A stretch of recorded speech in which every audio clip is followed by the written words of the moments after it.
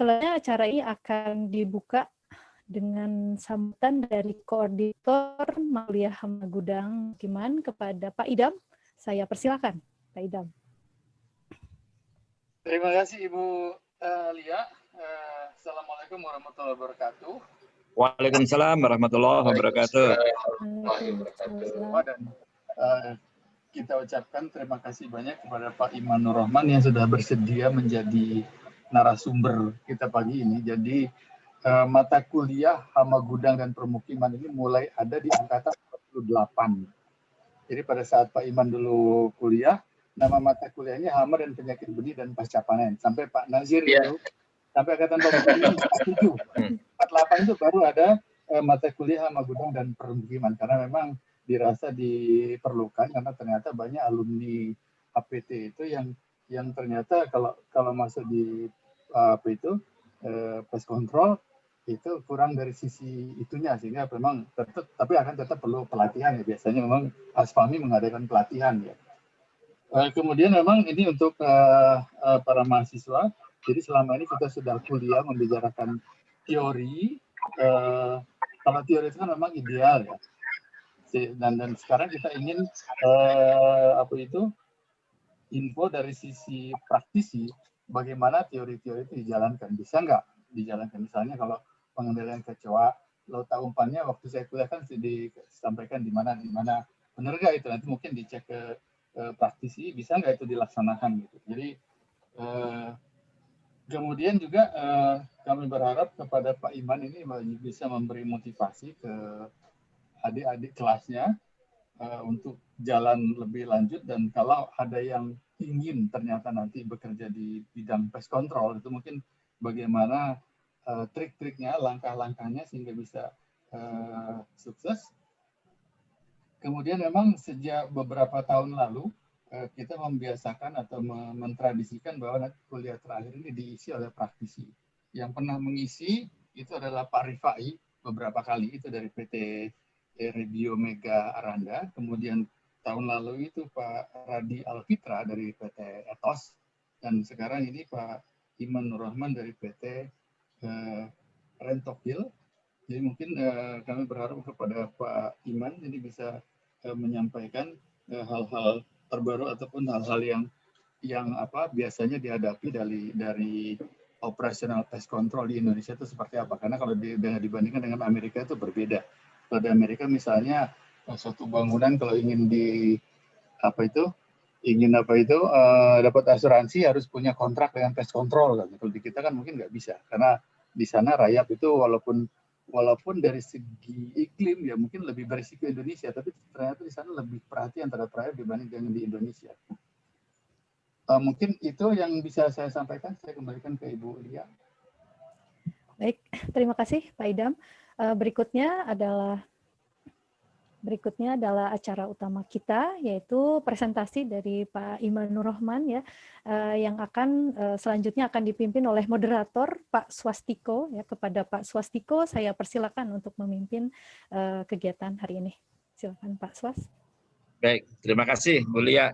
Bismillahirrahmanirrahim. Assalamualaikum warahmatullahi wabarakatuh. Waalaikumsalam warahmatullahi wabarakatuh. Alhamdulillahirrahmanirrahim. Alhamdulillahirrahmanirrahim. Terima kasih. Pertama kami sampaikan kepada Pak Iman Nur Rahman sebagai dosen tamu untuk mata kuliah Hamagudang dan Permukiman. Terima kasih kepada Pak Idam Harahap yang sudah memberikan sambutannya. Terima kasih khusus kepada Ibu Dewi Sartiami yang bersedia untuk hadir pada acara ini, dan juga kepada Bu Lia dan Pak Nazir yang sudah mengatur terselenggaranya acara ini. Baik. Untuk sesi presentasi, kami berikan kesempatan kepada Pak Iman Nur Rahman selama 50 menit, 1 SKS. Setelah itu kemudian nanti kita akan 1 SKS 50 menit presentasi. Tapi ada persiapan 3 jam juga, ada tugas 3 jam. Gitu ya. Nanti 50 menit berikutnya kita lanjutkan dengan diskusi.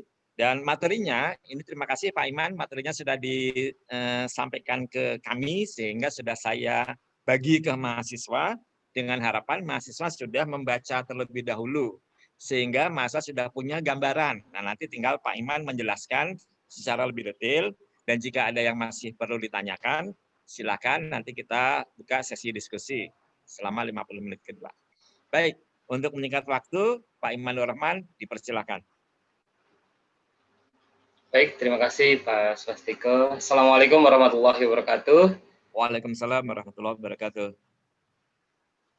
Ya, alhamdulillahirrahmanirrahim. Puji dan syukur kita panjatkan kepada Allah Subhanahu wa taala yang sudah memberikan kesehatan, ya, kesempatan kepada kita untuk bisa bertemu, dan khususnya mungkin buat saya nih ini luar biasa nih diberikan waktu. Saya kira tadinya dengan Mbak Lia dan teman-teman mahasiswa aja, ternyata ini Masya Allah ada dosen-dosen saya nih. Mohon maaf nih, mohon izin saya untuk berbagi saja mungkin ya, bukan memberikan kuliah sebetulnya nih. Berbagi saja, ya berbagi pengalaman saja, karena mungkin kebetulan saya lebih dulu masuk di dunia pest control dibandingkan teman-teman mahasiswa seperti itu. Mohon maaf mungkin untuk yang share materinya dari saya atau dari... Silakan, dari Pak Iman aja langsung. Ya, dari Pak Iman. Bisa langsung ya? Ya. Baik.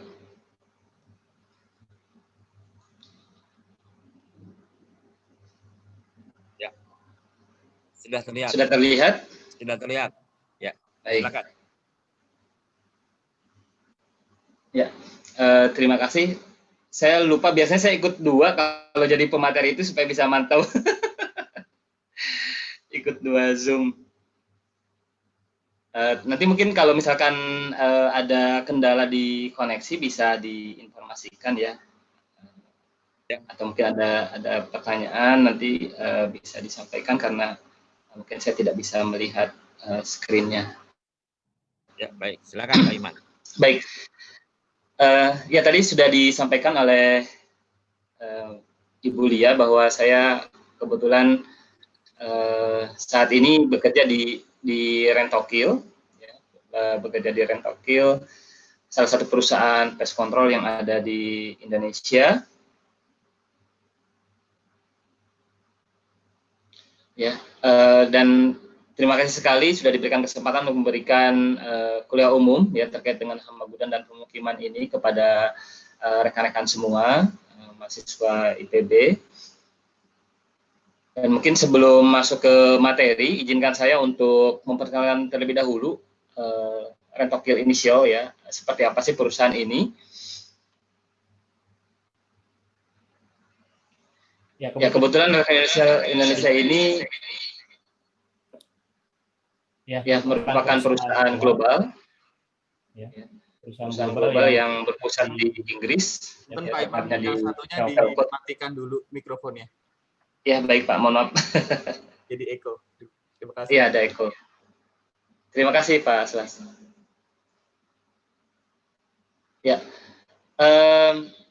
kita berpusat di Inggris ya, di Pelcott, dan kalau di sana sendiri sebetulnya kita sudah cukup lama ya, lebih dari 90 tahun sudah beroperasi di Inggris dan kemudian menyebar ke berbagai negara di dunia termasuk di Indonesia. Dan di Indonesia sendiri Rentokil Initial ini mulai beroperasi tahun 1959.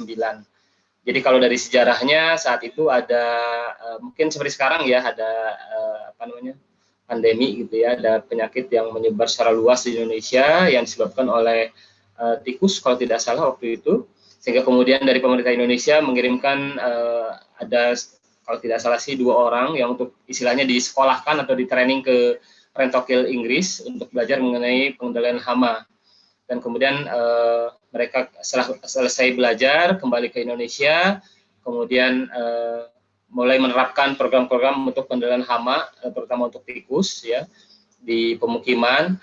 Dan kemudian karena ternyata kebutuhan untuk pengendalian hama ini cukup besar di Indonesia, akhirnya kemudian berdirilah perusahaan. Jadi salah satu dari yang dikirim ke Inggris itu kemudian mendirikan Sukopindo.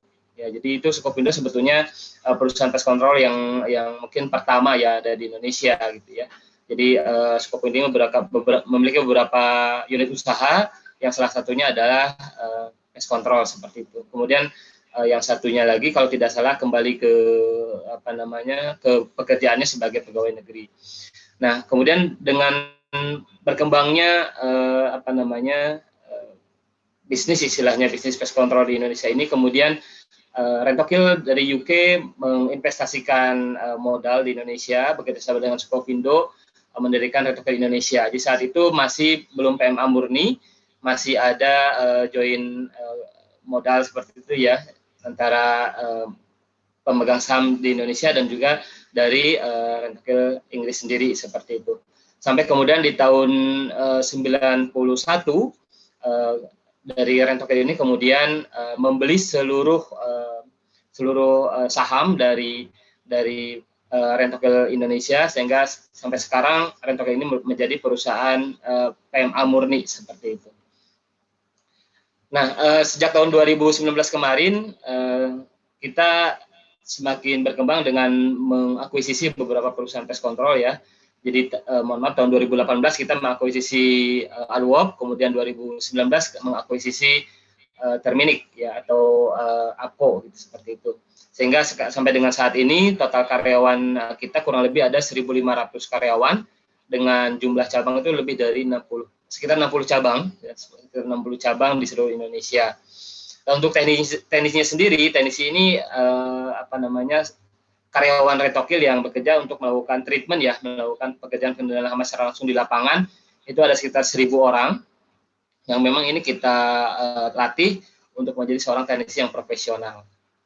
Seperti itu. Kemudian brand yang ada di Rentokil Indonesia sendiri itu untuk di worldwide sendiri sebetulnya banyak ya, selain Rentokil dan Initial itu juga ada Autograb, kemudian Presto X, kemudian Leicester gitu, Lancaster, kemudian Ambius dan Protect.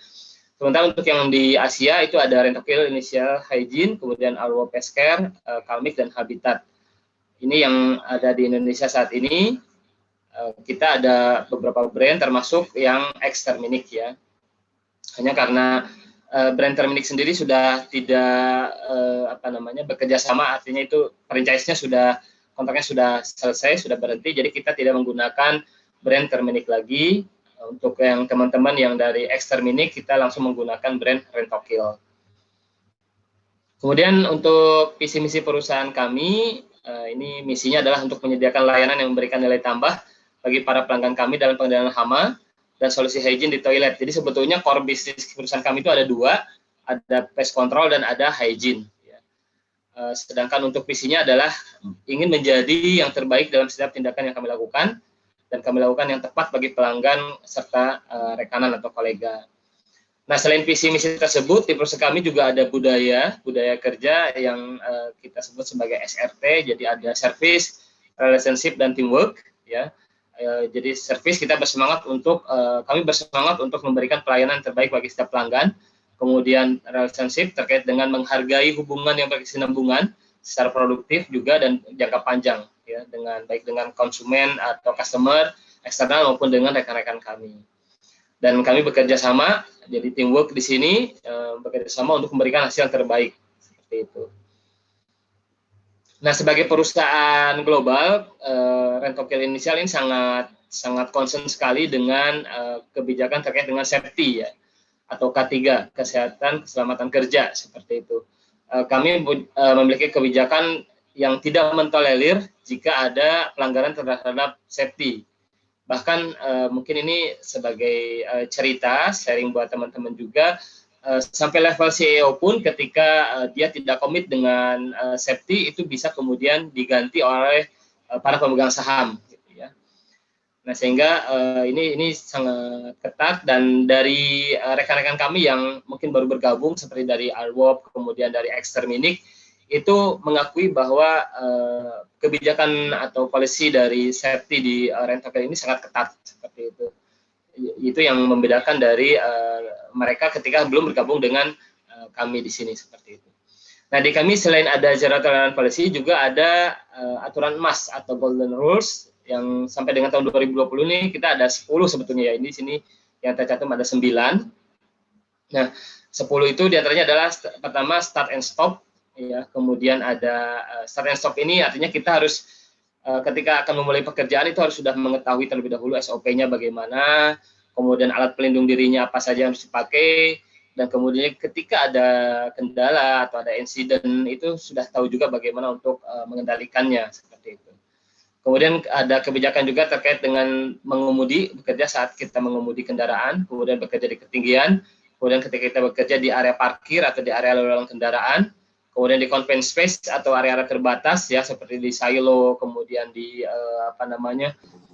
terowongan seperti itu, kemudian bekerja dengan mesin yang bergerak, kemudian di area yang ada lalu lalang forklift, kemudian pekerjaan fumigasi. Fumigasi ini menjadi salah satu pekerjaan yang sangat-sangat ketat ya, sangat-sangat concern dari top manajemen kami dalam hal safety-nya.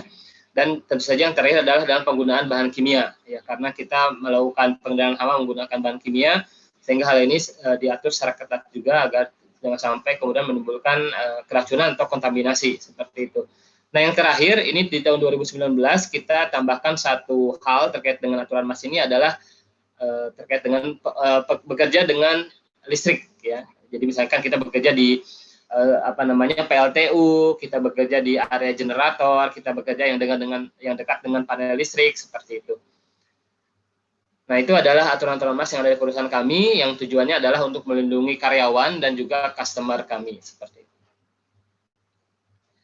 Nah, alhamdulillah di beberapa tahun terakhir ini kami juga sudah mencapai beberapa atau meraih beberapa penghargaan gitu ya. Mungkin ini sedikit promosi ya, mohon maaf. Ya, jadi ada IDEA Award tahun 2009, kemudian IDEA Rumah Award tahun 2010, dan Top Brand ini alhamdulillah dari tahun 2012 sampai 2018. Dan kami sudah menerapkan juga ISO certification untuk ISO 9001 versus 2015 ini sejak tahun 2008. Dan kemudian yang terbaru ini di tahun 2019, di 2020 ya, kita sudah mendapatkan sertifikasi untuk ISO 45001 2018 terkait dengan safety, dan ISO 14001 2015 ini terkait dengan lingkungan ya. Jadi insya Allah ini mungkin juga sebagai jaminan bagi konsumen-konsumen kami bahwa kami memiliki satu sistem yang itu dari sisi mutu, kemudian juga safety dan juga lingkungan itu sudah tersertifikasi seperti itu. Nah, itu mungkin sekilas tentang perusahaan tempat saya bekerja saat ini ya, Rent-A-Car Initial Indonesia. Barangkali nanti dari teman-teman ada yang berminat seperti itu bisa mencoba untuk apply di perusahaan kami. Baik, selanjutnya ini mungkin mulai masuk ke materi tentang hama gudang dan pemukiman. Hanya mohon maaf mungkin Pak Swas, kemudian Pak Idam, Bu Dewi, sebetulnya kalau untuk di Rentokil yang paling besar itu di hama pemukimannya. Kalau untuk pengendalian hama gudang, terutama fumigasi, ini belum terlalu banyak ya, kecuali setelah kami mengakuisisi Terminik ya, karena kalau di Terminik lumayan banyak fumigasinya, sedangkan sebelumnya sih kalau untuk yang di Rentokil sendiri itu yang bisa melakukan pekerjaan fumigasi hanya di cabang Surabaya. Hal ini tidak terlepas dari tadi yang disampaikan di awal bahwa kami memiliki aturan yang sangat ketat di dalam safety-nya, sehingga ketika cabang ingin memprovide satu service atau satu unit usaha gitu ya seperti fumigasi ini, itu harus bisa memenuhi persyaratan yang sangat banyak dan diaudit secara ketat, secara periodik oleh tidak hanya level country ya di Indonesia, tapi juga sampai ke regional di Asia dan juga global dari UK seperti itu.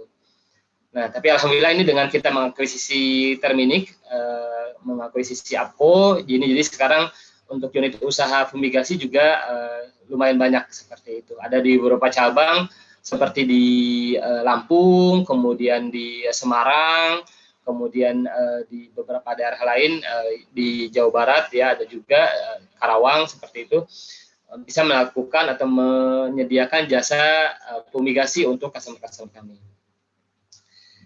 Baik, kita masuk ke ini mungkin teorinya gitu ya, definisi terkait dengan pengendalian hama. Jadi sebetulnya kurang lebih sama dengan yang kami terima juga saat kuliah di IPB. Untuk pengendalian hama ini juga kita menerapkan integrated pest management atau pengendalian hama secara terpadu. Hanya saja mungkin perbedaannya untuk di pest control itu kita tidak menggunakan musuh alami seperti predator atau mungkin parasitoid ya. karena keberadaan musuh alam ini sendiri untuk customer kami ini seolah-olah itu juga sama gitu ya, seolah-olah itu juga seperti hama, karena mereka melihat bahwa ini sama-sama serangga, ini sama-sama hewan yang tidak diharapkan ada di tempat mereka, seperti itu.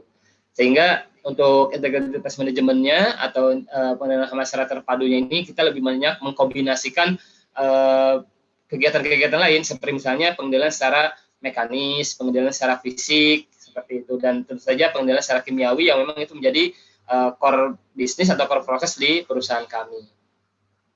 Baik, saya kira kalau untuk definisi ini teman-teman mahasiswa juga sudah mendapatkan dari Bapak Ibu dosen ya. Mungkin saya tidak perlu memperdalam di sini. Insya Allah yang di kampus lebih detail penyampaiannya. Nah, mungkin saya akan cerita saja sedikit berbeda dalam hal hama ya atau pes untuk di kami, karena memang untuk pest control ini kita secara legal itu harus memiliki perizinan dari Dinas Kesehatan, dan kalau secara perusahaan itu harus memiliki SIUP ya, surat izin usaha, kemudian juga di BKPM maupun di Kadin itu juga kita harus memiliki scope of work yang jelas, sehingga untuk Rentokil sendiri scope of work-nya itu hanya di urban pest saja, jadi di hama-hama yang memang hama pemukiman ya, kita tidak melakukan pekerjaan atau treatment atau pengendalian hama di hama-hama pertanian, artinya di area-area pertanian ataupun perkebunan maupun kehutanan seperti itu. Walaupun sempat mungkin tadi Pak Idan menyampaikan terkait dengan rayap gitu ya, kita sempat ada semacam audiensi dengan pengelola kebun raya Bogor ya, untuk pengendalian rayap di pohon ya, di tanaman-tanaman pohon-pohon yang ada di kebun raya seperti itu. Hanya karena ternyata dari apa namanya, kita lakukan audiensi kemudian konsultasi dengan grup seperti ya dari global itu, kita tidak direkomendasikan untuk melakukan pekerjaan di sana karena itu sudah lebih banyak ke ranahnya agricultural pest gitu ya, dari pengendalian hama di pertanian. Nah, baik, jadi mohon maaf, mungkin kita akan lebih fokus ke hama-hama yang ada di pemukiman, urban pest, tapi di dalamnya juga kita termasuk akan bahas terkait dengan hama gudang, gitu ya. Nah, untuk urban pest-nya sendiri, ini kita bagi kembali menjadi dua golongan, yaitu ada common pest dan uncommon pest. Mohon maaf, mungkin ini lebih ke sisi bisnis ya, dari sisi komersialnya, gitu. Karena kalau untuk common pest ini bisa jadi satu package, satu paket gitu ya, satu paket pengendalian hama yang nanti kita tuangkan dalam kontrak. Sementara untuk yang uncommon pest di perusahaan kami sendiri di Rentokil itu biasanya akan terpisah dari kontrak menjadi satu jobbing atau jadi satu pekerjaan tersendiri seperti itu. Nah, untuk common pest ini apa sih istilahnya? Common pest ini adalah hama yang secara umum masyarakat menganggapnya memang sebagai hama gitu. Hewan-hewan tersebut itu memang hama gitu. Jadi tidak ada apa istilahnya perdebatan lagi. Kalau tikus itu ya pasti semua orang tahu kalau itu hama gitu ya. Lalat juga, nyamuk juga, kecoa, semut. Walaupun mungkin untuk teman-teman mahasiswa ini bisa jadi juga teman ya. Atau dengan Pak Swas, mohon maaf mungkin dengan tikus sudah sangat familiar gitu ya. Tapi kalau di masyarakat iya, sudah jadi sahabat Pak ya, karena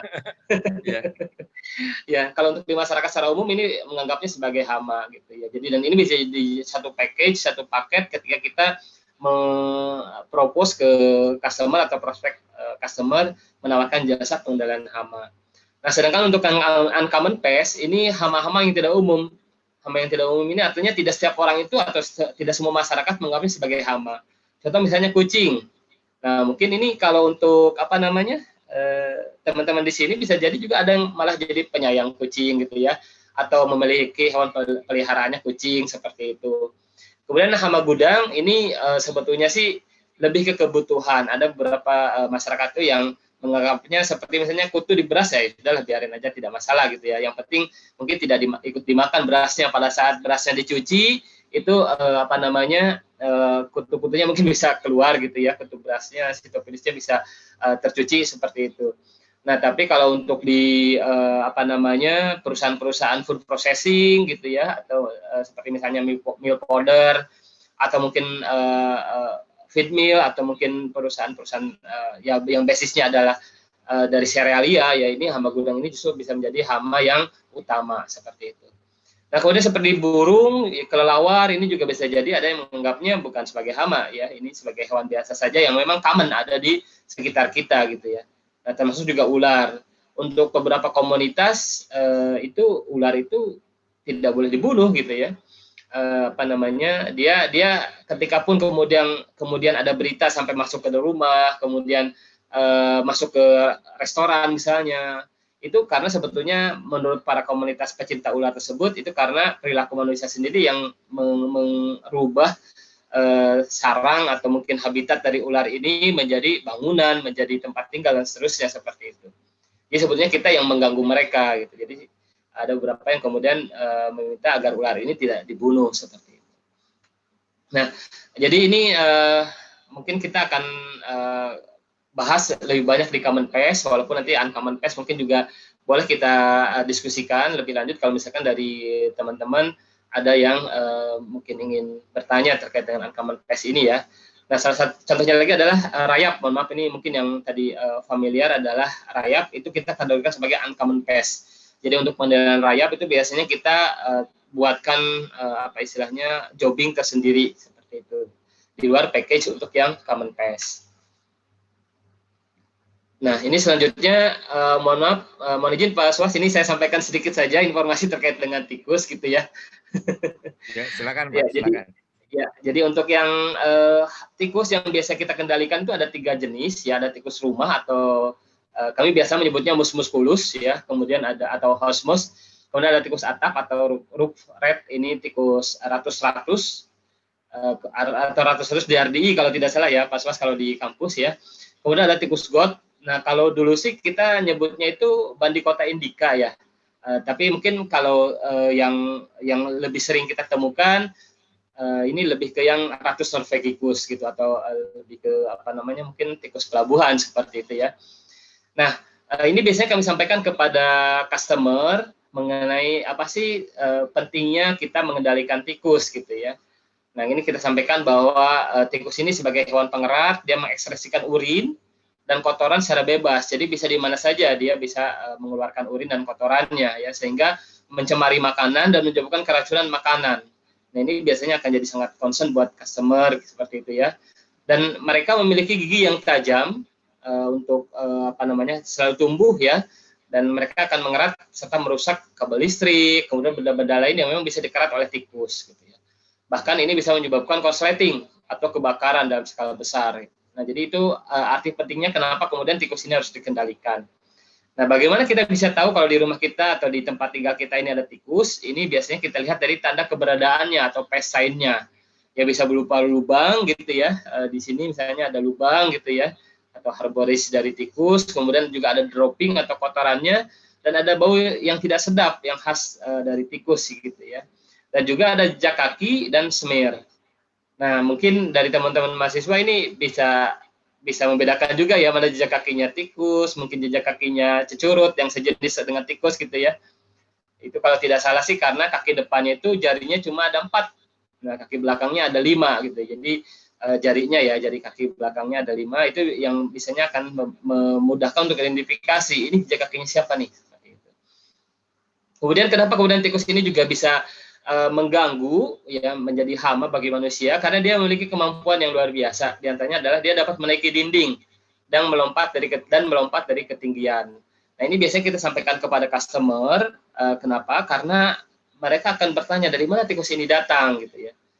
Apakah ini rumah saya sudah dirapetin gitu ya, sudah ditembok, dipagar, kok masih bisa ya? Atau misalnya ada apa namanya dari plafon, memang tikus bisa ya lompat gitu ya, seperti itu. Ini kita sampaikan supaya dari para customer itu juga bisa mengamati di tempat tinggalnya atau di tempat bekerjanya itu kira-kira ada faktor-faktor yang kemudian bisa menjadi faktor pendukung untuk hama tikus ini atau tidak, seperti itu. Kemudian tikus juga dapat menaiki tangga ya, jadi dia bisa ya jalan gitu ya, berjalan di tangga. Nah, ada juga informasi bahwa tikus ini kenapa kemudian bisa masuk ke dalam bangunan, karena dia bisa melewati celah yang sempit. mohon maaf koreksi ya Pak Sas. Jadi kalau misalkan kalau di kami sih biasanya mencontohkannya itu dengan bolpen gitu ya. Jadi kalau misalkan ada celah di bawah pintu, kemudian bolpen kita masih bisa masuk, itu untuk Cosmos itu masih bisa lewat tuh, bisa masuk ke bawahnya pintu seperti itu, sehingga kemudian itu bisa menjadi akses masuk untuk hama tikus, dan itu biasanya nanti akan kami rekomendasikan agar ini ditutup dengan mungkin pemasangan seal bottom gitu ya, karet di bawah pintu, atau mungkin dengan bahan-bahan yang lebih kuat terhadap keratan tikus seperti itu. Nah, mungkin mohon maaf saya tidak menyampaikan di sini terkait dengan bioekologinya. Saya kira mungkin teman-teman mahasiswa juga sudah mendapatkannya dari Pak Swas ya untuk biologi dan ekologi dari hama tikus ini. Nah, kemudian yang kedua, common pest yang biasanya kita kendalikan lagi adalah lalat. Gitu ya. Lalat ini mungkin buat sebagian masyarakat ya hanya mengganggu saja, tapi kalau dari sisi standar audit itu bisa menjadi finding ya, misalkan audit YAM, audit food safety seperti itu. Ini tentu keberadaannya sangat tidak diharapkan ya, bisa menjadi finding audit. Kenapa? Karena ada risiko kontaminasi. Risiko kontaminasi oleh serangga-serangga terbang ini seperti lalat rumah misalnya Musca domestica, kemudian ini mungkin lebih sering disebut vinegar fly ya, atau lalat cuka itu ya.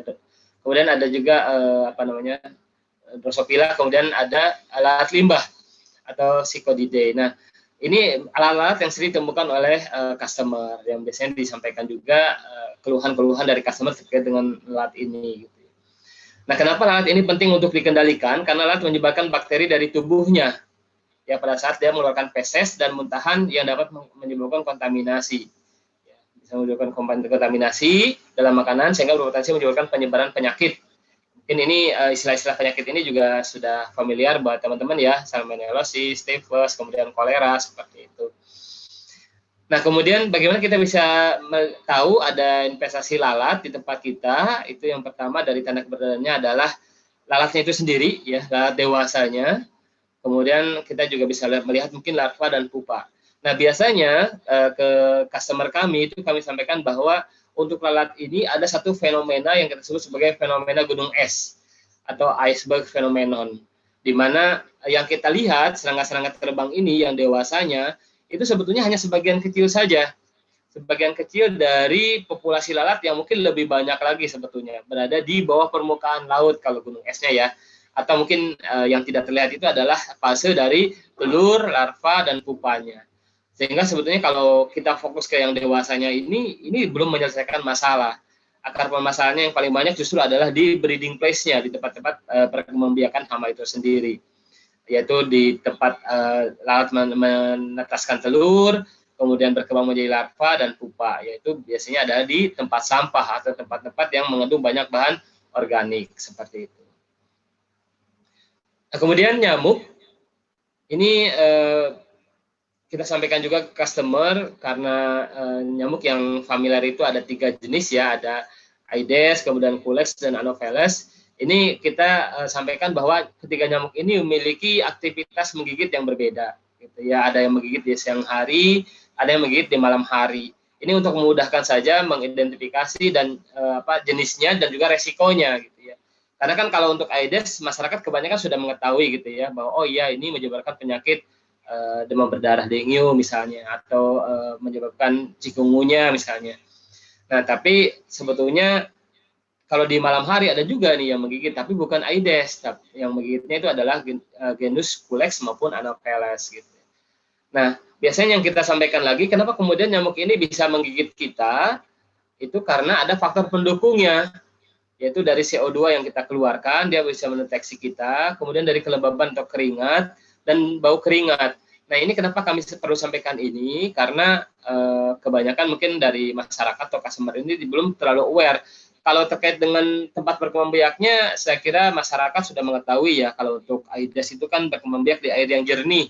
Sedangkan untuk yang Culex dan Culex ini di air yang keruh, lebih banyak bahan organiknya, dan Anopheles ini lebih banyak di air yang mengalir. Nah, tapi masyarakat tidak mengetahui sebetulnya selain breeding place atau tempat berkembang biak, ada juga yang disebut dengan resting place atau tempat beristirahat. Contohnya kalau dalam rumah itu adalah baju yang bekas pakai atau mungkin pakaian lain yang memang itu sudah ada bau keringat kita, kemudian digantung, itu yang menjadi resting place dari nyamuk gitu ya. Dan mereka bisa mendeteksi ya, nyamuk ini bisa mendeteksi dari bau keringat tersebut. Kemudian suhu. Nah, ini juga menjadi misalnya kenapa ya kalau di perkotaan itu bisa jadi gitu ya lebih banyak nyamuk ini di mana nih? Di suhu yang panas atau yang dingin? Di musim kemarau atau di musim hujan? Nah, ini akan apa namanya? Berpengaruh juga terhadap tren ya, tren dari populasi nyamuk ini. Kemudian suhu tubuh juga itu akan menjadi faktor pendukung nyamuk ini kemudian mendatangi kita. Nah, kenapa misalnya demam berdarah ini lebih cepat penyebarannya? Karena ketika demam, suhunya naik, itu akan lebih mudah terdeteksi oleh nyamuk. Kemudian nyamuk ini akan menggigit apa namanya yang sakit demam berdarah tersebut. Kemudian dia mengambil darahnya yang sudah mengandung virus-virus dengue tersebut, kemudian menularkan ke yang lainnya, gitu ya. Sehingga lebih cepat terjadi penularan penyakit demam berdarah ini karena memang ada peningkatan suhu dari penderitanya atau dari yang pasiennya. Kemudian dari pergerakan. Nah, mungkin teman-teman pernah melihat kalau di sore hari, katakanlah mungkin di menjelang maghrib gitu ya di area luar, kalau kita duduk-duduk kan suka banyak tuh nyamuk yang terbang-terbang di atas kepala kita gitu ya. Nah, itu selain karena bau keringat, kemudian itu juga mereka bisa mengikuti pergerakan kita. Jadi kalau misalkan kita apa namanya jalan gitu ya, nyamuknya akan ikut jalan tetap di atas kepala kita, di atas rambut kita, tapi terus kemudian jalan mengikuti kita.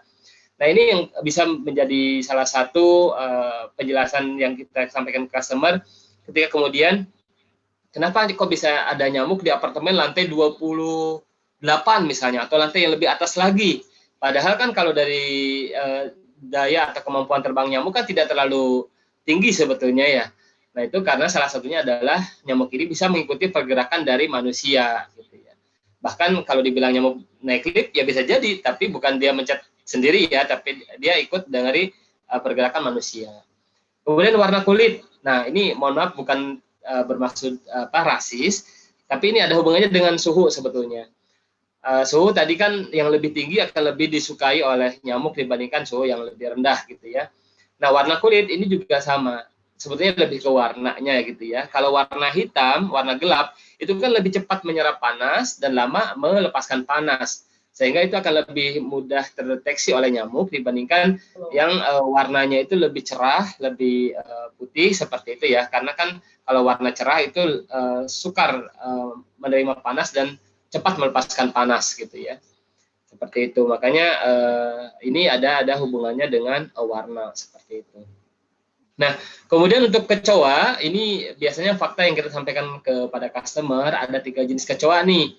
Ada kecoa coklat, sebetulnya kurang tepat ya, istilahnya kecoa coklat itu mungkin kalau nama ilmiahnya sih ada Blatta orientalis ya, atau kecoa oriental.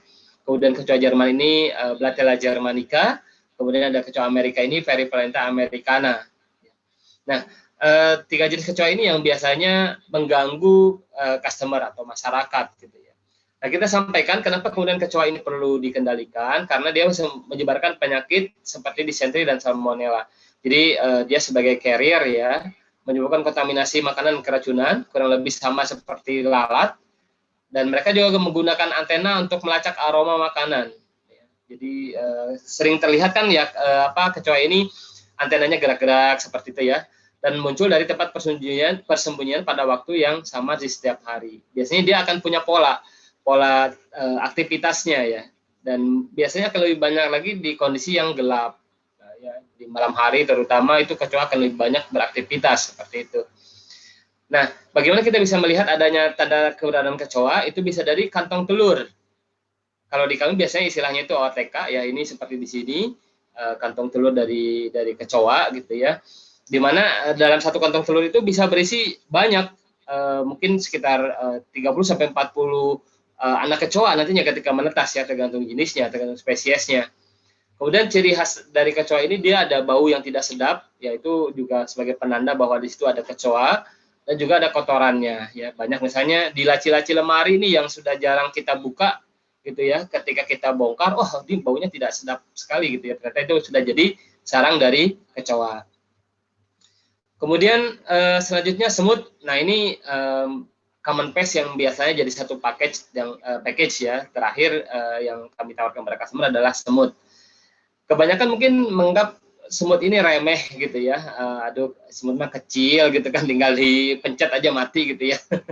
Tapi ternyata sebetulnya tidak semudah itu ya, karena dia semut itu hidup dalam koloni gitu ya. Jadi kalau kita mau mencetin berapa banyak yang kita pencet seperti itu ya. Dan bisa mencemari makanan dengan merayap ke seluruh penjuru, kemudian mengambil kotoran dan menularkannya kepada manusia.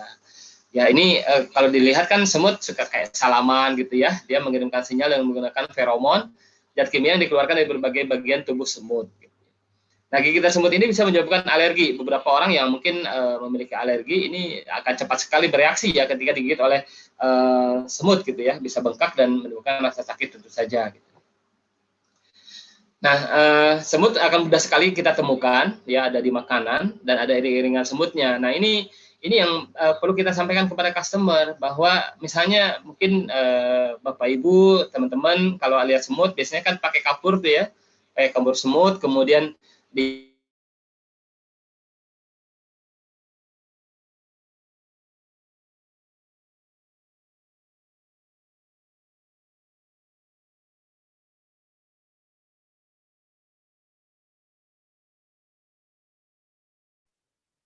Halo, suaranya hilang ya, Pak Iman? Ya, Pak.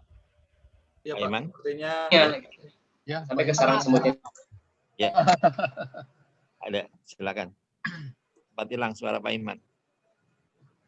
Oh iya, terputus ya Pak Imannya ya. Pak Iman putus lagi nih. putus, Pak. Ya, Pak. Sinyal, mungkin sinyalnya. Sinyalnya. Sambil menunggu. Sempat keputus ya, Pak? Ah Iya. iya, betul. Ya, ya. Putus Pak Iman ya. Sampai di mana tadi, Pak? Sarang semut. Sampai semut, Pak. Semut. Oh, sampai semut. Oh, oke. Berarti memang belum berpindah nih. Baik. Screen-nya belum berubah ya? Presentasinya masih hilang, belum muncul. Belum muncul ya? Ya.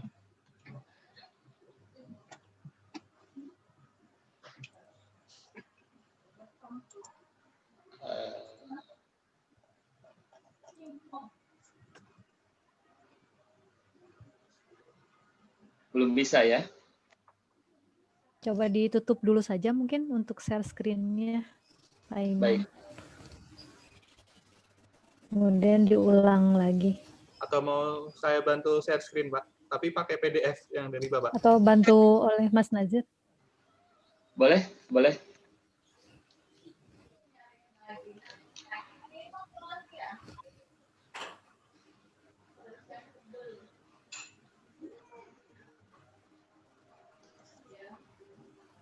Baik.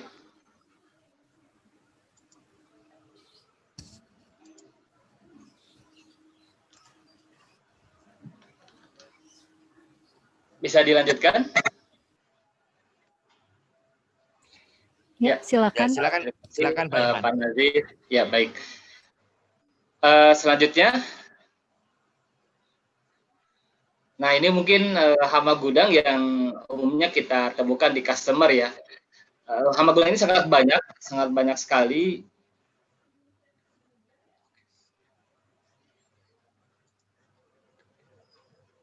Masih bisa terdengar suara saya? Masih.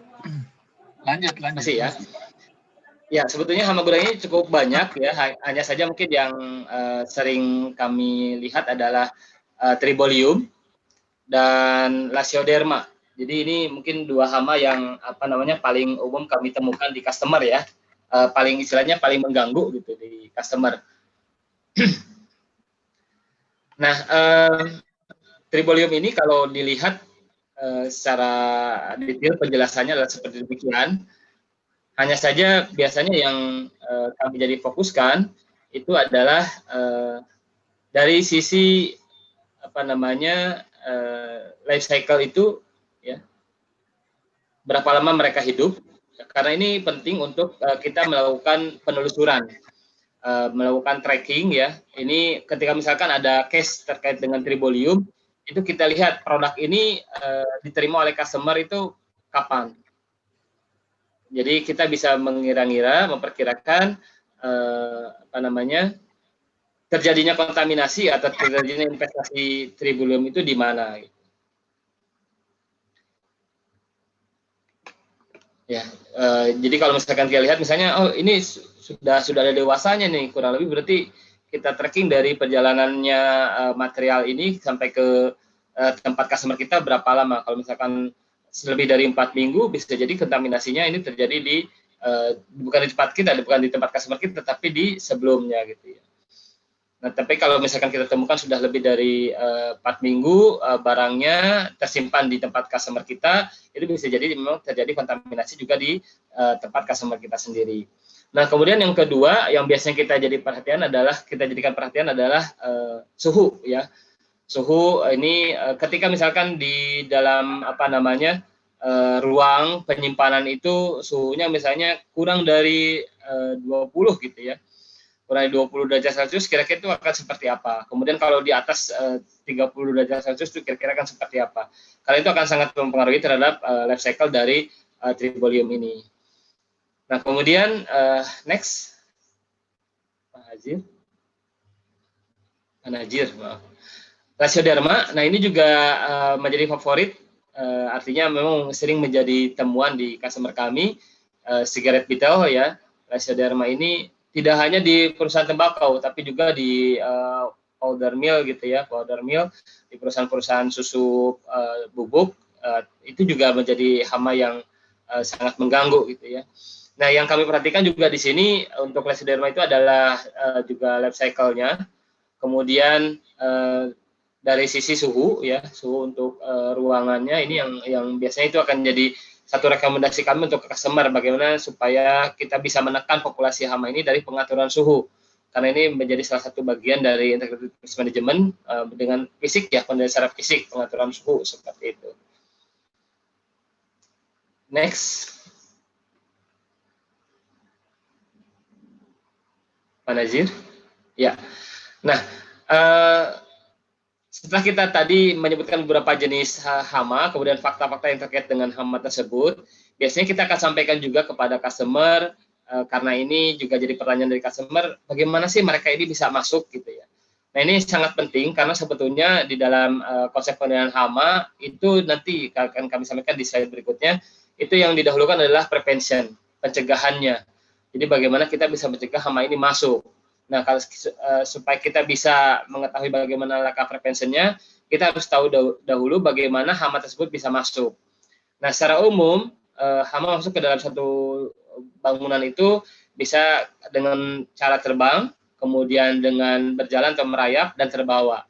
Nah, mungkin kalau terbang sudah jelas ya, lalat itu terbang, kemudian nyamuk terbang, kemudian mungkin semut, kadang-kadang kan ada fase di mana dia bersayap gitu ya. Kita sebutnya biasanya swarmer atau alate gitu ya. Nah, tapi ada juga kemudian yang memang dia lebih banyak dengan berjalan atau merayap seperti itu. Nah, kemudian yang terbang lagi laron. Mungkin kalau di musim hujan ini, di awal musim hujan biasanya kan banyak laron. Nah, laron ini yang dia masuk ke dalam sebuah bangunan dengan cara terbang. Nah, kemudian yang dengan berjalan atau merayap, dengan terbang berarti kita harus tahu bagian-bagian atas yang itu bisa menjadi akses untuk masuknya hama ke dalam bangunan kita. Contoh misalnya ada ventilasi udara di dinding gitu ya. Nah, itu harus dipastikan bahwa ventilasi udara tersebut tertutup supaya tidak sampai jadi akses untuk masuk hama. Kemudian terkait dengan yang berada di ketinggian lagi adalah misalnya plafon atau atap ya. Atap rumah kita kondisikan supaya dia tidak sampai jadi akses masuknya hama. Kemudian yang terbang lagi misalnya selain dari ventilasi, jendela, pintu bisa jadi juga, kemudian atap tadi ya. Kemudian yang berjalan atau merayap, nah kita lihat apa saja sih hama-hama yang bisa berjalan atau merayap. Ya tentu saja tadi yang besar adalah tikus gitu ya. Kemudian yang kecil, kecoa mungkin semut, kemudian juga rayap. Atau mungkin SPI dia juga bisa berjalan atau merayap. Nah tapi sebetulnya kalau kita bicara store product insect atau hama gudang, yang harus jadi concern adalah hama-hama yang terbawa gitu ya. Jadi ketika bicara mengenai faktor pendukung dari keberadaan hama itu, kalau untuk di hama gudang itu adalah dari pembawaannya itu sendiri.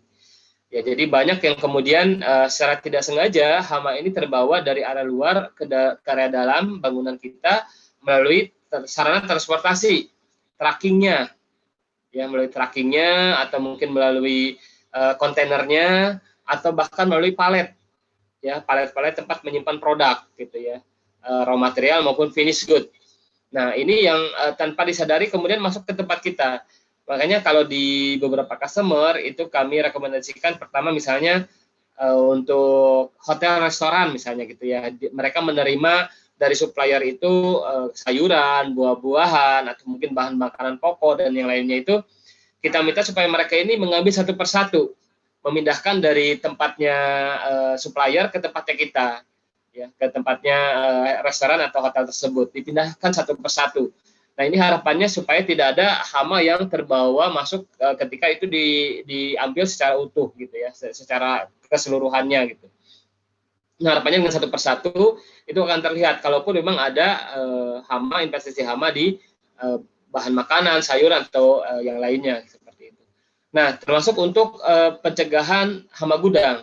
Kalau kita ingin mencegah tadi misalnya tribolium dan lesioderma, kita mulai dari ketika penerimaan raw material atau kita menerima finish good dari supplier atau dari luar gitu ya.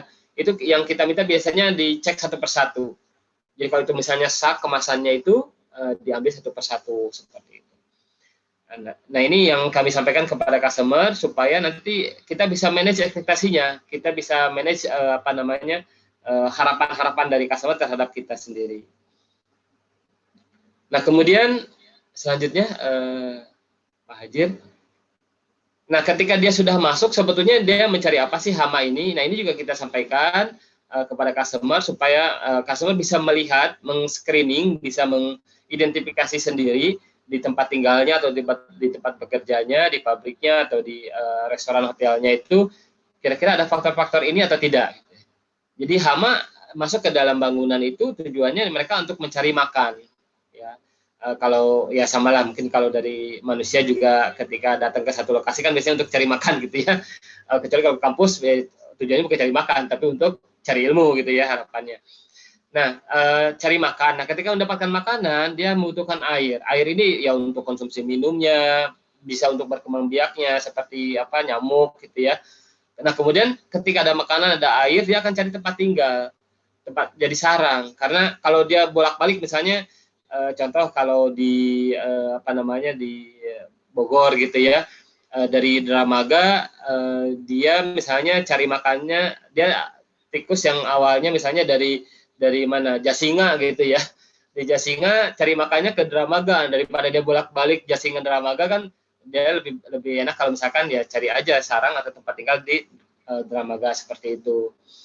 Nah, kalau misalkan ada makanan, ada air, ada sarang, ini akan jadi satu lingkungan yang sesuai, lingkungan yang mendukung untuk populasi hama.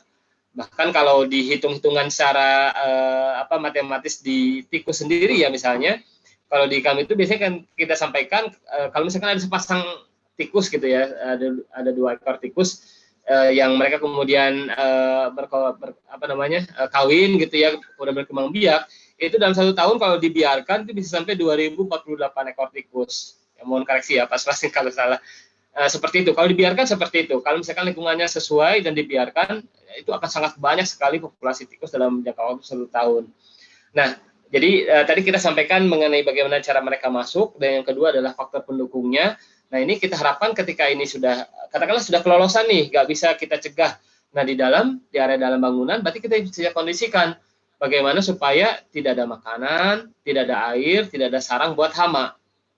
Jadi kalaupun memang ada makanan, air, dan sarang atau tempat tinggal, yaitu untuk kita, gitu, jangan untuk hama, gitu ya.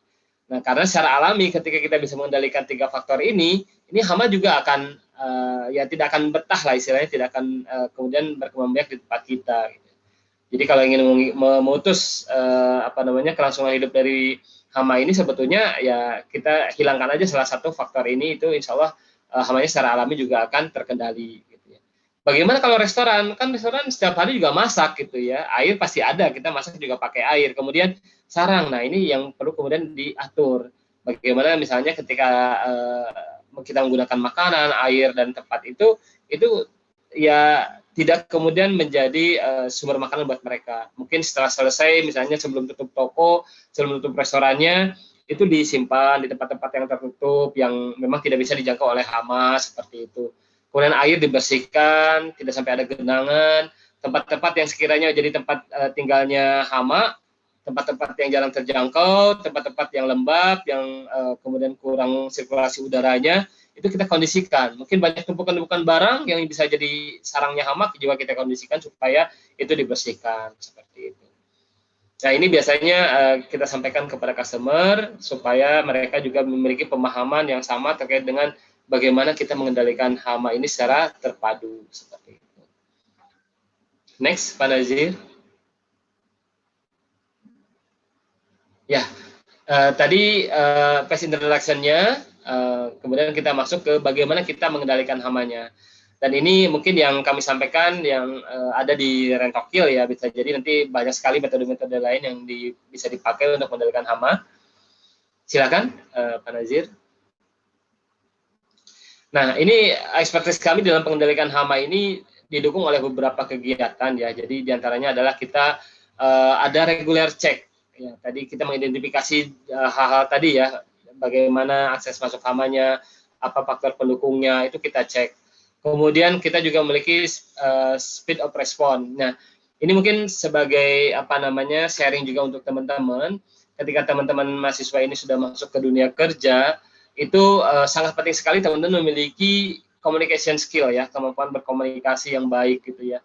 Karena untuk misalkan kami ya di perusahaan pest control ini kan sebetulnya kita core bisnisnya adalah jasa gitu ya. Kadang-kadang dari hasil pekerjaan sebetulnya mungkin masih ada kekurangan-kekurangan gitu ya.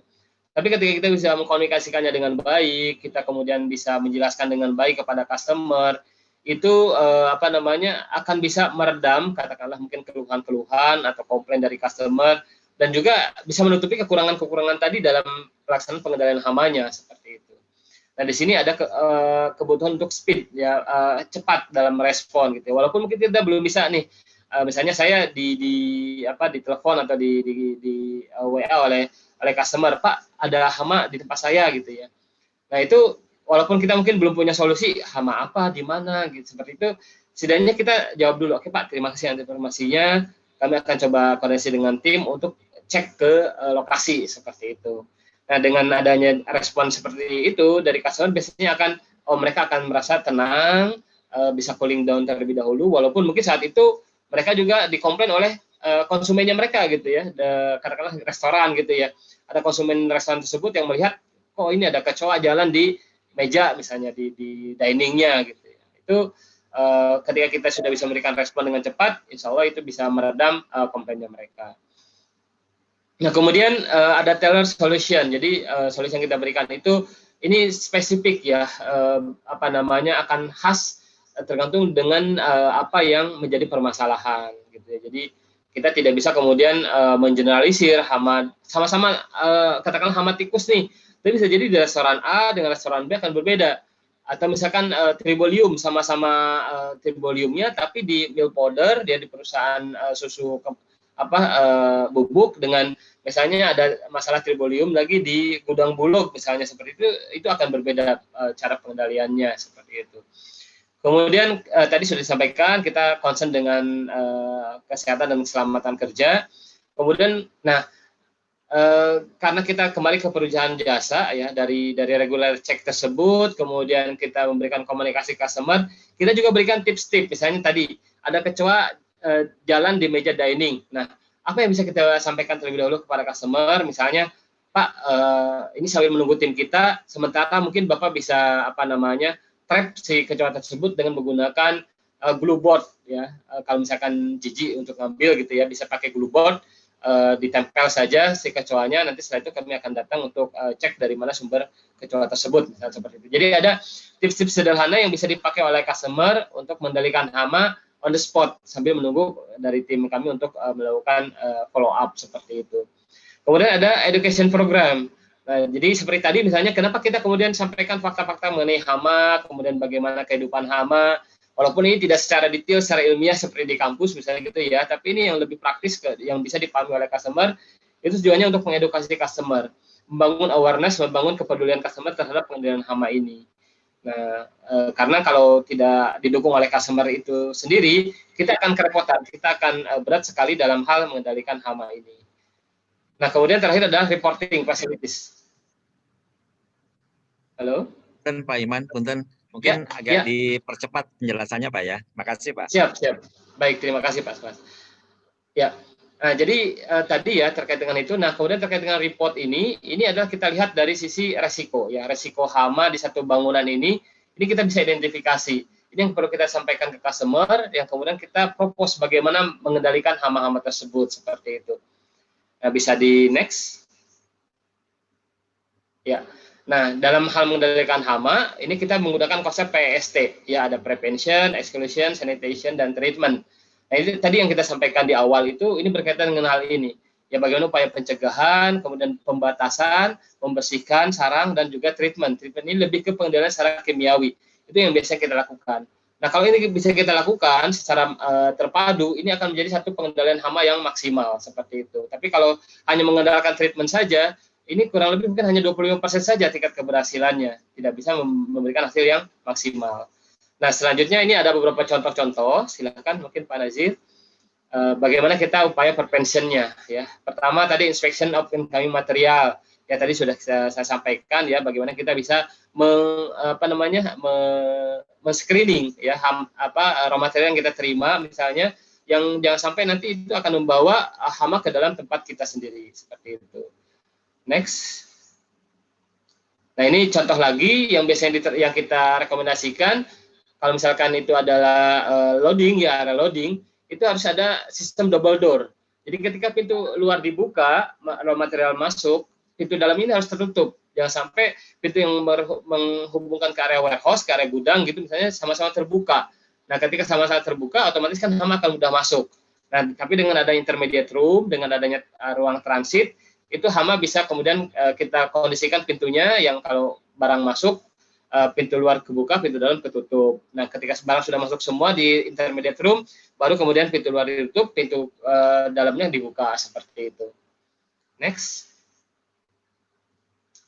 Nah, ini beberapa mungkin contoh prevention lagi ya, itu pintu, karena ini bisa menjadi akses utama dari hama, dari luar masuk ke dalam. Bisa diperhatikan bagian bawah pintu itu yang menjadi akses masuk hama, itu harus tertutup, ya, rapat, dan tadi saya sempat contohkan itu, kalau misalkan bolpen masih bisa lolos, kemungkinan hama muskulus ini bisa melewati pintu tersebut gitu ya. Nah, untuk serangga terbang juga bisa harus dikondisikan pintu ini memiliki air curtain ya, ada angin untuk menghembus menghalau hama masuk seperti itu. Next. Nah, prevention tadi sudah kita sempat bahas, ventilasi, kemudian atap gitu ya, ini untuk yang serangga-serangga yang masuk ke dalam bangunan melalui terbang, termasuk juga untuk burung dan kelelawar misalnya. Nah, lampu, nah mungkin ini sebetulnya yang perlu kajian lebih lanjut nih, bagaimana pengaruh dari lampu ini terhadap kedatangan pest, terhadap kedatangan hama khususnya serangga terbang. Karena sebetulnya kan kebanyakan serangga terbang, serangga-serangga yang dewasa itu kan suka dengan lampu ya, walaupun ada beberapa juga yang kriptobiotik takut dengan cahaya seperti itu. Nah, kalau misalkan ada lampu-lampu yang dia mengundang serangga, sebaiknya lampu-lampu tersebut dikondisikan jauh dari bangunan ya. Jadi kalaupun memang nanti ada serangga-serangga terbang terkait dengan lampu itu jauh dari bangunan. Sementara lampu-lampu yang dekat dengan bangunan kita kondisikan lampu-lampu yang tidak disukai oleh serangga gitu ya. Ini contohnya adalah lampu yang tidak disukai serangga itu yang mengandung sodium vever ya. Yang umumnya yang berwarna kuning kalau di sini dicontohkannya. Next. Nah, kemudian tadi prevention, pencegahan hama yang dari luar supaya tidak masuk ke dalam. Untuk exclusion ini hama sudah terlanjur masuk ke dalam nih. Tadi ingat ya, ada segitiga kelangsungan hidup hama. Ini kita bicara yang terkait dengan sarang. Nah, mana saja yang bisa menjadi sarang hama? Kalau kita bicara hama gudang seperti Lasioderma, seperti Erythrobolium, itu mereka bisa bersembunyi di crack, di retakan yang sempit sekali, di celah-celah retakan dinding maupun lantai. Dan karena kenapa kemudian dia bersembunyi di situ? Ya karena biasanya di situ juga ada deposit, ada powder, tepung atau sisa-sisa produksi yang kemudian masuk ke dalam retakan sehingga kemudian dimasuki oleh Lasioderma ataupun misalnya Triboliumnya, itu kemudian menjadi breeding place dari Tribolium maupun Lesioderma. Ini harus diperbaiki, harus ditutup. Kalau misalkan memang itu epoksi, epoksinya harus diperbaiki. Nah, termasuk dinding. Dinding diusahakan agar dia tidak bersudut, tapi melengkung gitu ya, curving. Kenapa? Karena ketika curving itu akan lebih mudah dibersihkan, tidak ada debu yang kemudian menempel di sudut-sudut dinding tersebut. Tapi ketika bersudut, ini akan menjadi bagian di mana debu tersebut akan nempel bertumpuk semakin lama menjadi sarang dari hama gudang seperti itu. Next. Nah, kemudian surrounding area ini terkait dengan sanitasi. Pertama dari surrounding area. Ini menjadi habitat atau sumber investasi dari hama ya. Surrounding area dari tempat customer ini harus dilihat, dan itu kalau misalkan memang jadi faktor pendukung hama, sebaiknya itu dikondisikan, dibersihkan supaya tidak menjadi sumber investasi hama gitu ya. Contoh di sini misalnya adalah rumput-rumput yang tinggi seperti itu. Next. Nah, kemudian terkait dengan sanitasi atau housekeeping itu adalah penyimpanan barang. Diusahakan ketika kita berbicara mengenai gudang gitu ya, itu barang-barang itu disusun di dalam satu racking, satu rak gitu ya. Yang satu rak di mana tidak ditumpuk di bawah, karena kalau misalnya ditumpuk di bawah biasanya akan lebih sulit untuk proses cleaning, membersihkan, dan juga untuk inspeksi untuk melihat apakah di situ ada hama atau tidak seperti itu. Dan kemudian ketika racking pun ini dipastikan juga ada jarak antara tumpukan barang tadi dengan dinding. Ya, karena kalau misalkan terlalu rapat dengan dinding juga sama akan menyulitkan proses cleaning dan inspeksi atau pengecekan hamanya. Next. Ya, kemudian tadi ya saya sempat sampaikan hama kadang terbawa dari palet. Nah, palet yang dari luar itu harus bersih, palet dari dalam juga harus bersih. Nah, apalagi kalau misalkan kita masih menggunakan palet kayu, ini akan sangat challenging sekali karena itu bisa menjadi sumber investasi hama. Mungkin wood borer gitu ya, mungkin Pak Idam lebih expert terkait dengan hama gudang hama-hama di kayu ini ya. Kemudian di palet plastik pun juga sama, ini harus dipastikan bisa dibersihkan, dan juga kadang yang jadi masalah juga ada pungi ya, ada jamur atau mold di palet-palet kayu, itu juga harus dipastikan bersih seperti itu. Next. Nah, ini untuk di area luar tadi sebetulnya sih sama kurang lebih ya terkait dengan pengaturan penataan barang, dan barang-barang yang sudah tidak terpakai itu harus segera di reject, di write off atau dibuang seperti itu ya, jangan sampai dibiarkan terlalu lama seperti itu. Next. Oke, kemudian tadi kita sudah bicara deposit produk, ini harus dibersihkannya jangan sampai pakai sapu, sebaiknya menggunakan vakum, jadi sekalian langsung diambil. Kalaupun memang ada hama, tribolium atau Lesioderma di situ, bisa langsung juga diambil seperti itu. Next. Oke, ini untuk tadi kita bicara prevention, exclusion, sanitation, dan ini adalah treatment yang dilakukan oleh Rentokil. Pertama, kita terkait dengan APD, ya, alat pelindung diri. Karena ini jadi concern kami, jadi ini harus atau wajib dipakai oleh setiap teknisi akan melakukan treatment ya, APD ini. Ya, ini ada Google, itu kacamata, kemudian hand glove, sarung tangan, masker. Maskernya ini khusus untuk yang chemical ya, bukan masker seperti yang sekarang kan masker untuk COVID gitu ya. Kemudian air plug untuk melindungi suara bising, kemudian seragam, ini juga untuk melindungi badan dan juga untuk identitas gitu ya. Kemudian safety vest, ini untuk sebagai bagian dari safety juga, dan safety shoes untuk melindungi kaki seperti itu. Next. Ya. Ini treatment hama pemukiman. Jadi sebenarnya ini package yang biasa kita tawarkan kepada customer ya. Ada nyamuk, kemudian lalat, kecoa, semut. Yang paling lengkap itu nyamuk ya. Ada dengan fogging atau pengasapan. Kemudian itu di area luar. Kemudian cold fogging di area dalam, spraying di area dalam maupun luar.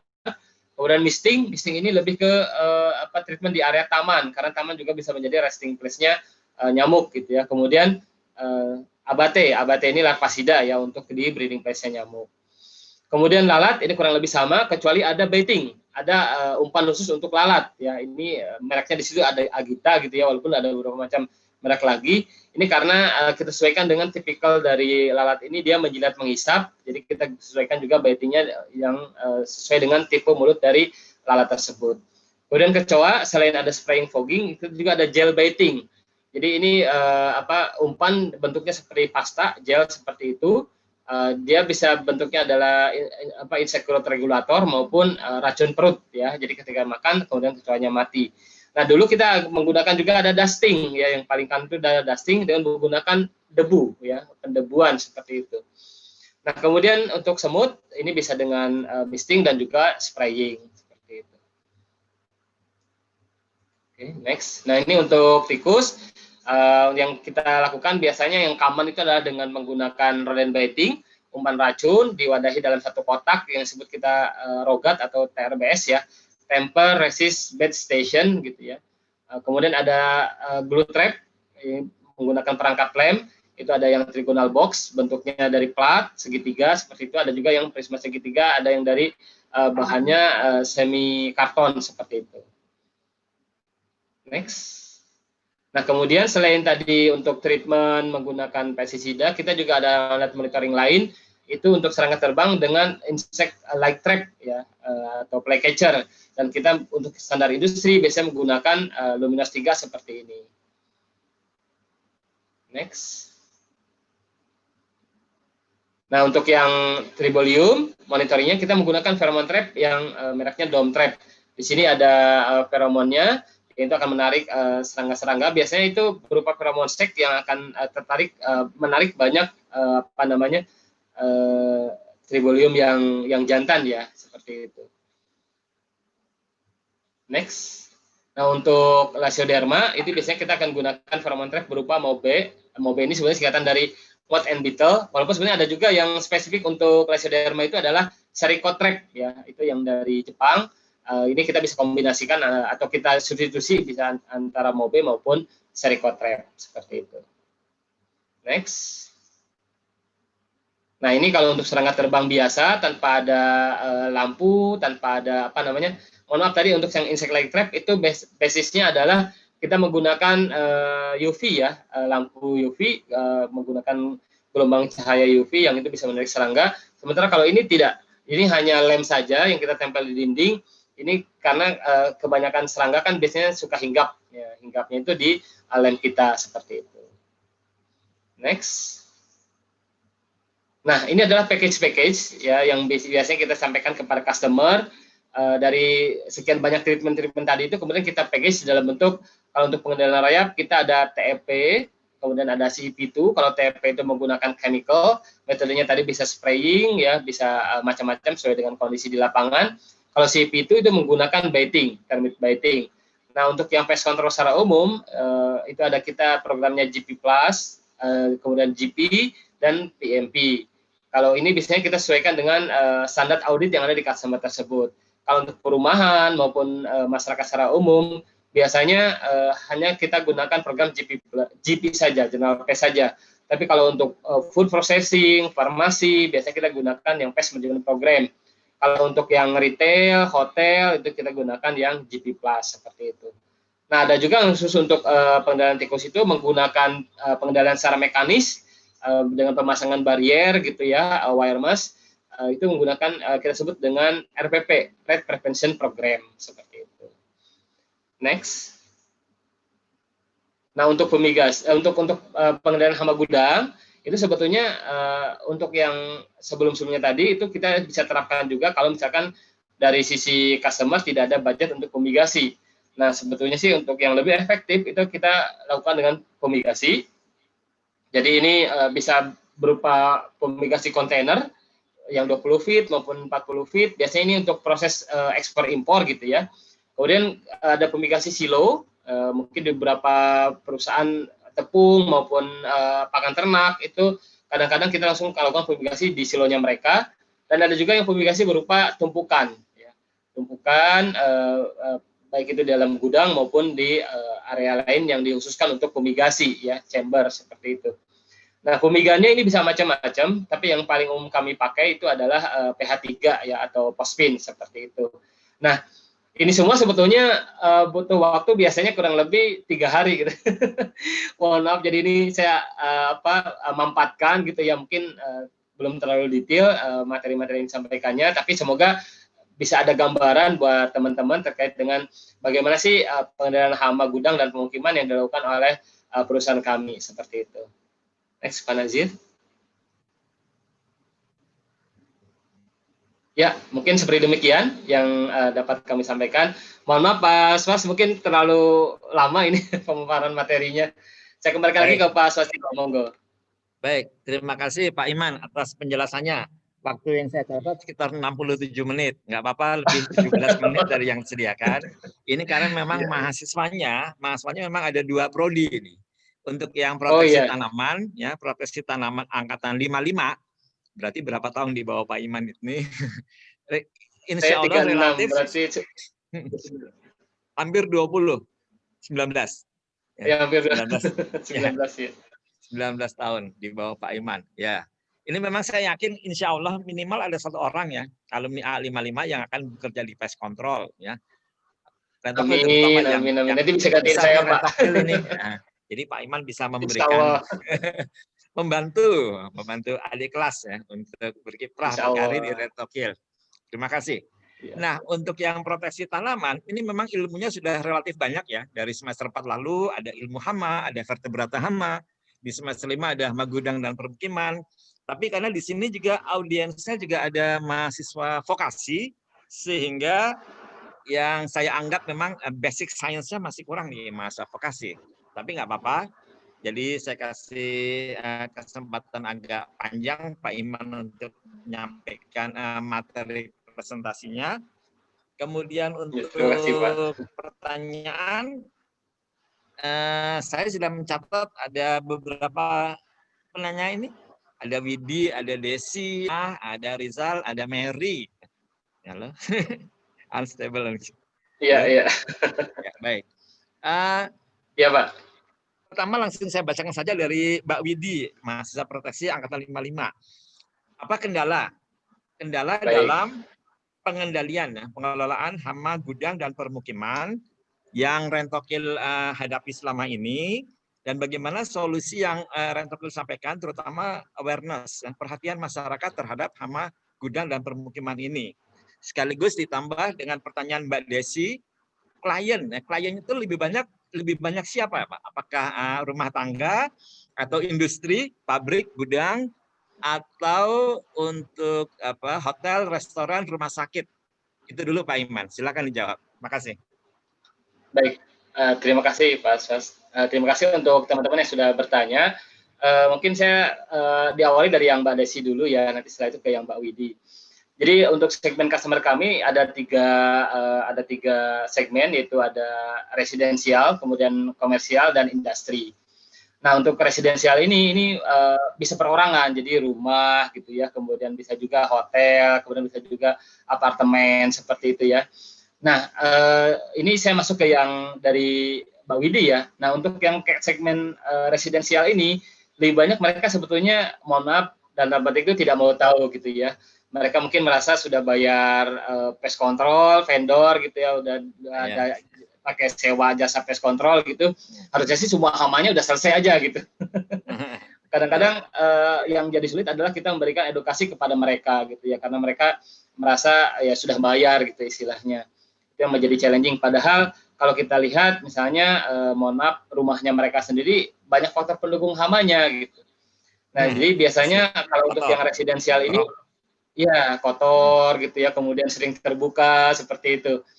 Nah biasanya untuk solusinya ini untuk yang segmen residensial ini kita biasanya akan pendekatan secara personal. Jadi kita ajak diskusi, kemudian memang kita tidak bisa secara langsung menyampaikan harus seperti ini, tidak bisa.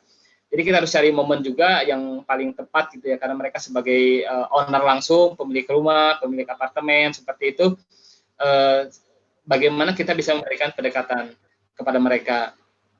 Nah, kalau untuk yang komersial ini segmen yang kedua, komersial itu seperti restoran gitu ya, kemudian yang bisnis ya, office, kemudian rumah sakit juga termasuk yang komersial.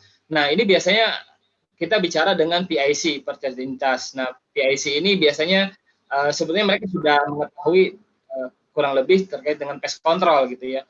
Hanya saja karena tuntutan dari tuntutan dari mungkin atasannya atau mungkin juga dari konsumennya mereka, itu yang kemudian membuat mereka juga memberikan push kepada kita.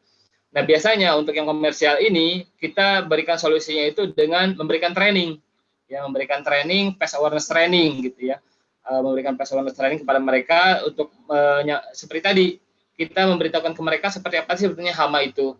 Nah, apakah mungkin kalau dengan kondisi tadi itu hanya mengandalkan treatment saja, hanya mengandalkan yang dilakukan oleh pest control saja? Tentu tidak, harus ada kerjasama dari mereka.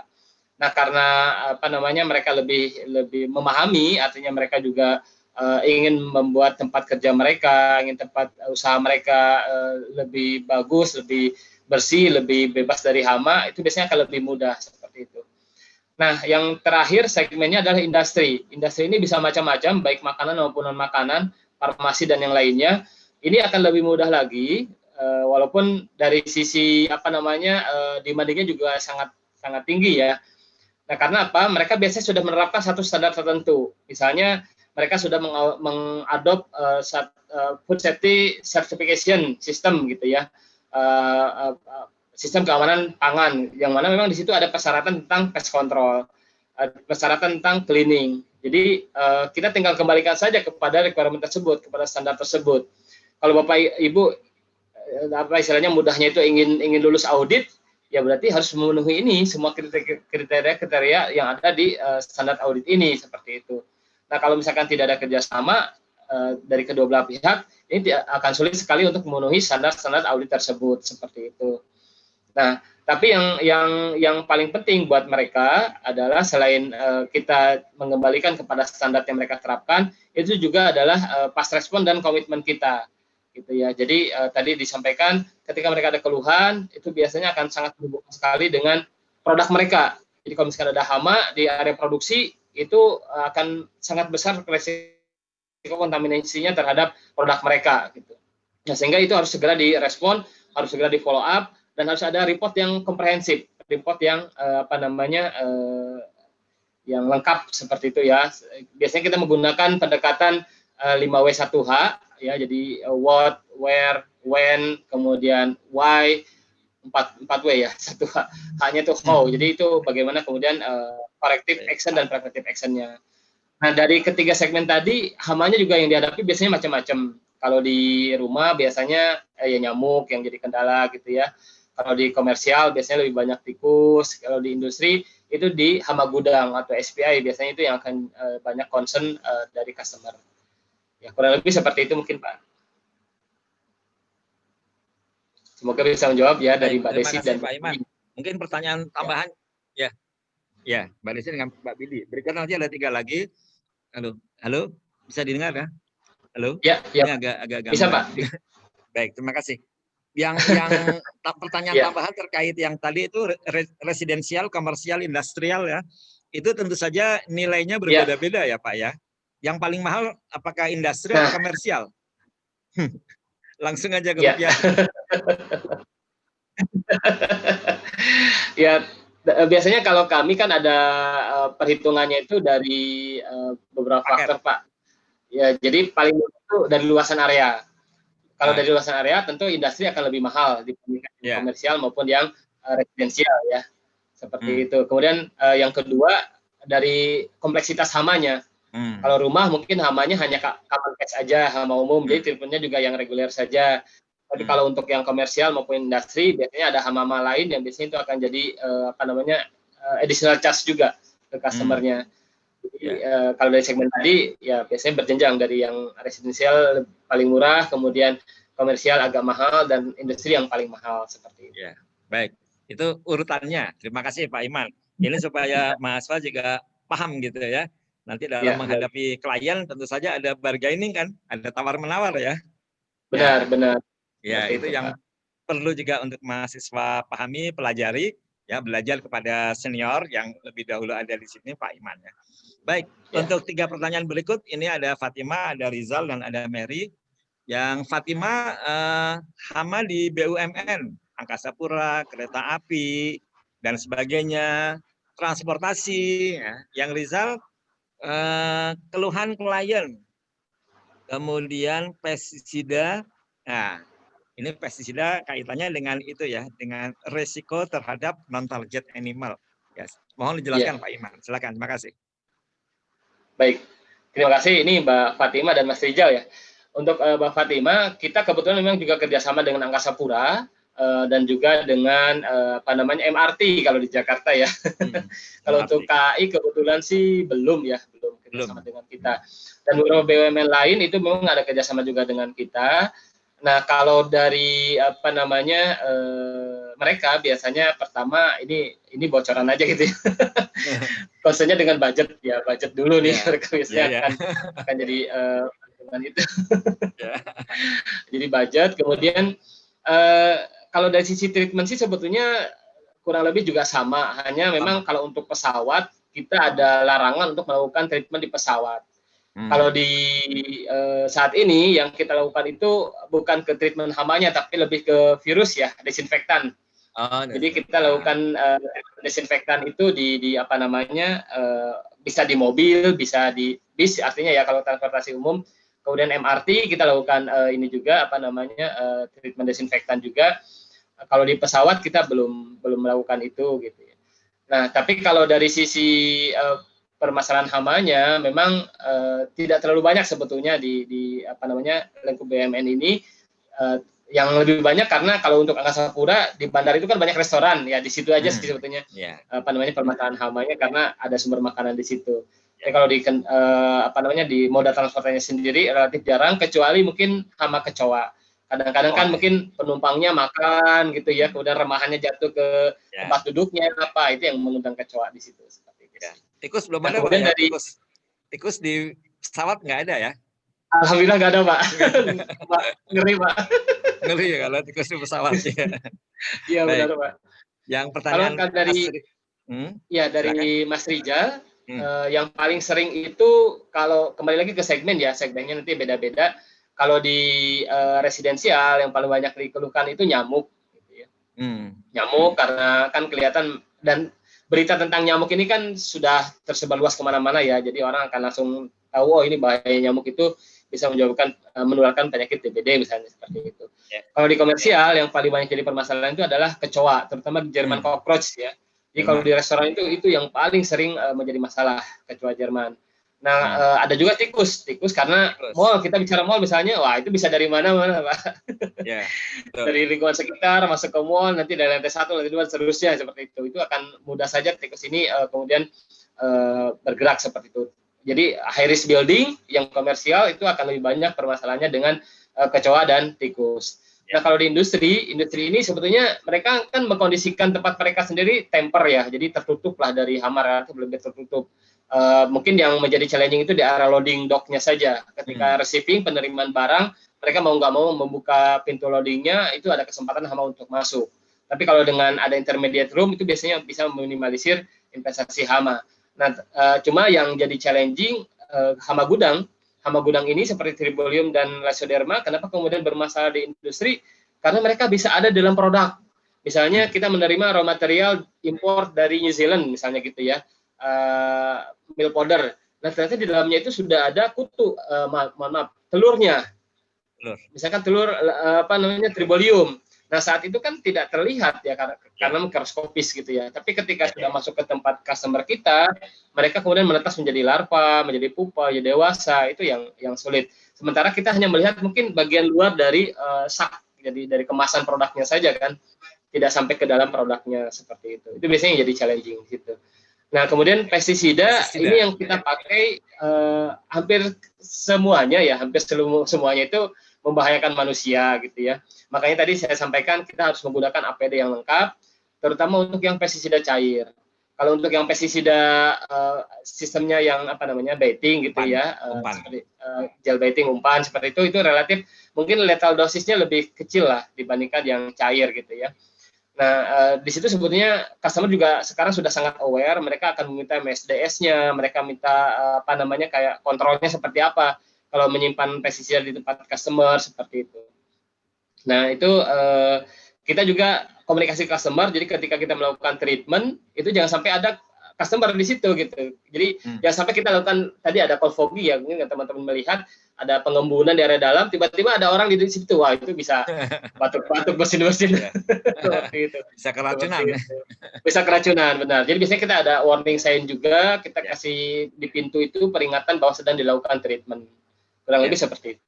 Baik, terima kasih Pak Iman. Satu lagi Mbak Mary, Pak Nazir bisa ditampilkan yang Mary, pertanyaan Mary. Ya, skala gedung besar seperti resto, kemudian pencegahannya mulai gedung dibangun atau setelah hama terlihat. Dan yang kedua, skill apa untuk bekerja di pest control pasca kampus, pasca lulus sarjana. Terima kasih. Pasca kuliah ya. Baik, terima kasih Mbak Mary atas pertanyaannya. Jadi untuk yang apa namanya dari gedung ya, gedung yang besar gitu ya. Yang penting tadi adalah kita di awal bisa mengidentifikasi faktor-faktor yang bisa menjadi pendukung hama. Ya. Jadi kalau misalkan kita mau bangun nih, berarti kan kita ingin mencegah rayap misalnya. Kita lakukan treatment anti rayap gitu ya, termite control di pondasi bangunannya. Dari mulai pondasi bangunannya, galian pondasinya kita lakukan treatment dengan menggunakan chemical gitu ya untuk termitisidanya. Kemudian ketika ini sudah berdiri, faktor-faktor yang bisa menjadi pendukung hama tadi misalkan akses masuknya, kemudian mungkin dari atas atau dari bawah itu juga harus dicegah. Jadi pintu, jendela, ventilasi itu harus tertutup. Artinya kalaupun terbuka ada barier lain, misalkan air curtain seperti itu ya. Nah kemudian yang kedua, restoran ini kan memproduksi makanan nih, produksi makanan terus setiap hari. Nah, upaya pencegahannya supaya tidak ada hama, ya jangan sampai nanti berceceran, cecerannya itu kemudian dibiarkan. Ini harus terus dibersihkan, tempat sampahnya juga harus tertutup, gitu ya. Kemudian dilapisi plastik, sehingga pada saat selesai operasional restoran itu bisa diikat, langsung dibuang keluar. Jadi tidak sampai ada sampah yang menginap di dalam restoran seperti itu. Nah, akan jadi challenging ketika restoran ini ada di dalam satu bangunan yang besar lagi adalah mall, gitu ya. Karena ini bisa jadi antar restoran ini bisa ada ini nih cross investasi hama seperti itu. Yeah. Nah, itu yang kemudian kita harus bekerja sama dengan building manajemennya, landlord-nya, bagaimana kita bisa bersama-sama nih, jangan sampai nanti hanya tenan-tenannya saja, restoran-restorannya saja aware dengan pest, tapi gedungnya tidak aware. Atau kebalikannya, gedungnya aware, restorannya tidak aware, seperti itu. Jadi harus sama-sama ada kolaborasi, ada teamwork, kerjasama dari pemilik gedung, pengelola gedung, dan juga tenan-tenannya dalam upaya mencegah atau mengendalikan hama, seperti itu. Nah, kemudian yang kedua, skill apa yang harus dimiliki untuk bekerja di bidang pest control? Ini pertama mungkin saya harus sampaikan teman-teman akan sangat beruntung sekali ketika saat ini di kampus itu aktif di organisasi ya. Ketika aktif di organisasi itu akan sangat bermanfaat sekali ketika teman-teman masuk ke dunia kerja. Kenapa? Karena ketika di organisasi kan kita sudah belajar mengenai manajemen sebetulnya ya, belajar mengenai leadership, belajar juga mengenai konflik manajemen, bagaimana kita mengelola konflik seperti itu ya. Kemudian yang terpenting lagi adalah motivasi diri sendiri gitu ya. Itu karena kan kita sebetulnya tugas utamanya belajar nih di kampus, tapi kita juga ingin aktif di organisasi. Nah, bagaimana kita bisa melakukan kedua hal tersebut secara beriringan, tidak sampai kemudian kita mendahulukan organisasi, akademisnya terbengkalai gitu ya. Atau kita ingin fokus ke akademis saja, gak aktif di organisasi, itu juga kurang bagus. Nah, hal-hal itu yang kemudian nanti bisa jadi bekal buat teman-teman ketika masuk ke dunia kerja, ya, pest control maupun yang lainnya gitu ya. Jadi kalau teman-teman sudah punya leadership yang bagus, communication skill yang bagus, kemudian time management dan juga konflik manajemen yang bagus, insya Allah itu akan jadi modal yang sangat kuat ketika teman-teman masuk ke dunia kerja. Nah, kalau ke pest control, tentu teman-teman sekarang sudah punya basic nih, pengetahuan tentang hama. Itu akan sangat berguna sekali. Karena kalau di Rentokil sendiri, biasanya ketika akan melakukan rekrutmen, itu yang dicari adalah background-nya yang memang dari profesi tanaman, kemudian dari biologi misalnya, seperti itu. Yang memang kedua bidang itu yang akan jadi favorit lah istilahnya, pilihan utama ketika melakukan rekrutmen seperti itu. Nah, kemudian mungkin yang terakhir, teman-teman juga harus punya sisi komersialnya. Jadi mungkin dari sekarang kalau misalkan kalau dulu mah kan sering ada itu ya apa bazar gitu ya, cari donasi gitu ya, donatur apa, harus usaha gitu ya. Nah, itu teman-teman juga harus punya sisi komersial seperti itu. Jadi bisa jadi sekarang ini komplain rayap atau komplain hama atau komplain apapun itu ya, itu sebetulnya itu bisa jadi prospek, itu bisa jadi peluang buat teman-teman mendapatkan bisnis dari situ gitu ya. Jadi jangan sampai kemudian menganggap setiap komplain itu adalah, aduh ini udah mimpi buruk, jangan. Di situ justru bisa jadi ada opportunity yang bisa teman-teman ambil gitu ya. Entah itu mungkin oh ya Bu, sebetulnya seperti ini Bu, tapi kan karena sekarang Bapak Ibu hanya kontrak dengan kami seperti ini, jadi ya kami mungkin hanya bisa support seperti ini saja. Kalau misalkan Bapak Ibu ingin melakukan hal yang lebih, ya itu bisa ada tambahan kontrak lagi seperti itu. Itu dari sisi komersial ya, gitu. Mungkin itu ya kurang lebih seperti itu lah secara general. Kalau secara teknis nanti banyak ya, bahasa Inggris harus bagus, komputer harus bagus. Itu saya kira umum lah yang seperti itu. Ya. Baik, terima kasih Pak Iman. Ini memang lebih bagus lagi kalau aktif di mahasiswa, tapi nggak harus jadi ketua Himasita semua kan? Nggak mungkin semua jadi ketua Himasita. Ketuanya cuma satu. Paling nggak organisasi kemahasiswaan. Organisasi kemahasiswaan apapun, di departemen, di fakultas, di IPB, di luar kampus yang legal ya. Dan ditambah lulusannya cum laude gitu ya. Cum laude lebih bagus lagi itu. Minimal di atas 3 lah ya. Benar, Pak. Di atas 3 IPK gitu ya. Jangan sampai di bawah 3 sehingga akan memudahkan. Nah, baik. Kemudian untuk tadi skill, kemampuan bargaining, tawar menawar, atau kadang juga ada ilmu ngeles gitu ya. Itu harus dimiliki, tentu saja ngelesnya secara ilmiah gitu ya. Jadi klien memang bisa menerima bahwa alasan itu masuk akal gitu ya. Nah, dari berbagai komplain, keluhan dari klien selama ini, itu yang paling banyak dari mana tuh Pak? Residensial, apa komersial atau industrial? Kemudian apakah Rentokil juga memberikan semacam jaminan gitu ya? Kalau saya aplikasi ini, saya kasih jaminan setahun atau 6 bulan. Itu pasti ada di kontrak gitu ya Pak Iman ya. Silakan Pak Iman. Ya, baik, terima kasih Pak Swas. Kalau untuk saat ini yang paling banyak komplain itu di segmen komersial Pak. Terutama kan di restoran ya. Ya, apalagi mungkin ini teman-teman yang sedang kuliah ini kan angkatan generasi Z ya Pak. Generasi Z. Gen Z gitu ya. Ya. Nah, yang kemana-mana bawa handphone gitu Pak. Dikit-dikit TikTok, dikit-dikit misalkan pakai apa itu. Jadi kadang-kadang ketika lihat kecoa divideoin, ya, masuk ke medsosnya. Itu yang sangat berbahaya. Ya. Itu sebetulnya yang makanan. Iya, viral gitu ya itu. Itu sebetulnya yang paling ditakuti saat ini untuk yang segmen komersial. Walaupun sedang pandemi, itu ternyata untuk yang beberapa restoran kan sudah mulai buka gitu ya, dan itu mereka sempat tutup juga. Nah, ketika tutup itu juga mengkondisikan lebih disukai oleh hama gitu kan, jadi hamanya jadi berkembang biak, ada yang kontrol. Nah, ketika mereka buka, pas dilihat sama konsumen, wah langsung viral kemana-mana, itu yang paling sulit gitu ya. Betul. Nah, biasanya biasanya tadi Pak, mohon maaf, untuk yang lesnya tadi itu tadi kan Bapak sudah lama tutup Pak, jadi kita pun juga nggak bisa treatment, gimana Pak seperti itu lesnya gitu.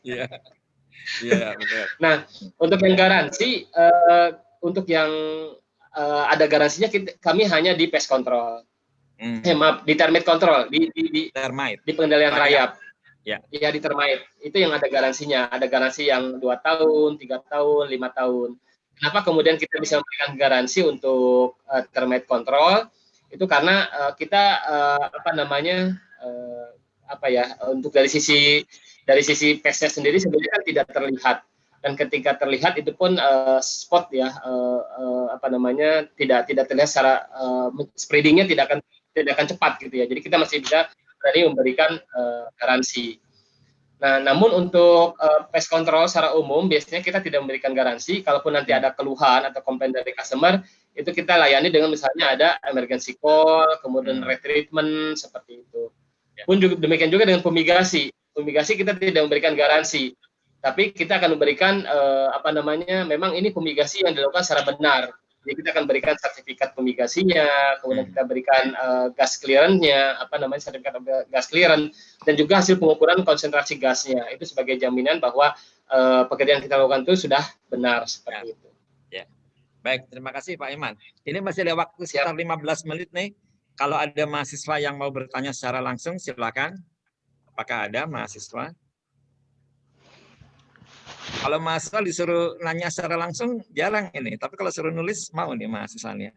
Siapa yang mau tanya? Angger mau nanya, Angger, silakan. Iya Pak, ya, Angger, bertanya.